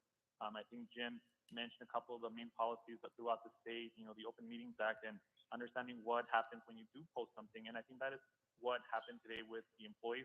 That I think they were a little bit worried about what might happen with their information once it was posted, because like Jim mentioned, if it's posted, it goes out to everybody. Maybe the intent was to just keep it internally between council and the board members. But I definitely think that would just open the door for something else. And again, I just want to commend the employees for showing up tonight. And I understand that they didn't speak in the last two items, but the fact that they did sign up, I think Mr. Duran made a comment that without council knowing whether employees reached out to them if they're not happy with the city manager, I don't think I've seen employees sign up in council to speak against the city manager or to say that they're not happy with something that is being done by the city manager. But yet tonight they signed up to speak out against something, and it wasn't against the city manager. And so I just really wish we keep that in mind for the future. Thank you. Ruben Reyes. Yes. Wait. Yes. No, I'm sorry. I raised my hand before everybody started talking. I just want to tell the public and everybody that's hearing, these items are a great way of our new council member and all of us to learn from it. Take it as a learning curve. That's why we bring them here. Just public, don't get offended, or employees don't get offended, at least not on my behalf, okay? My behalf is never to stir the pot or anything like that. We're always looking, damn if we bring something, damn if we don't, damn if we work, damn if we don't, And so no item is dumb, no item. Let's talk about it. Let's bring it here. Let's iron it out. Let's talk to our attorneys with it and move forward and just stop, the animosity, Mr. Ruiz, I want to commend you for your words. You really surprised me. You are an example, sir, and thank you for you bringing a solution instead of, Mr. Rodriguez, I'm sorry, I did not say that you said stupid. I said, for those that said I was stupid. That's what I said. But again, you're not hearing correctly. So, but let's just, we're here to learn. We're here to talk about it and just move forward. I want to thank everybody who put in their words, the attorneys that came in, and because, sometimes we're under a different perception, and even though and we've said it many times, our city charter sometimes is not clear. It's not clear, and that's why we're working on it. Okay, so thank you, everyone. Ralph Duran, Yes. Victor Perez, Aye. and Ivan Colom Villalobos. Yes. Do we have a motion to move into executive session? Motion made. Second.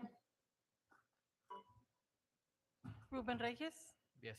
Cesar Nevares, Yes. Ralph Duran, Yes. Victor Perez, Aye. and Ivan Colom Villalobos. Yes. And it is 9:22.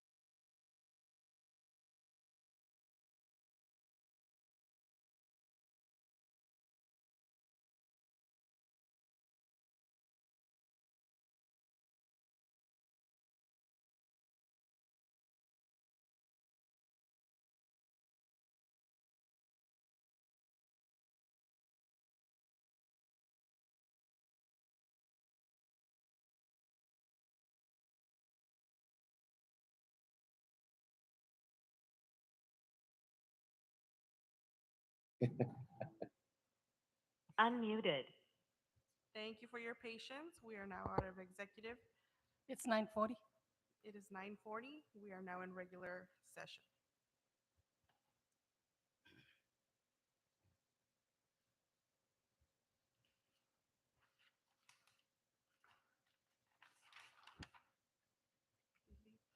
Do we have a motion? Do we have a motion? I know, are we going back to item number 26, Mayor, or how are we gonna do? Through 26. 24 through 26? Motion to delete? Second. Ruben Reyes, Yes. Cesar Nevares, Yes. Ralph Duran, Yes. Victor Perez, Aye. and Ivan Colom Villalobos. Yes.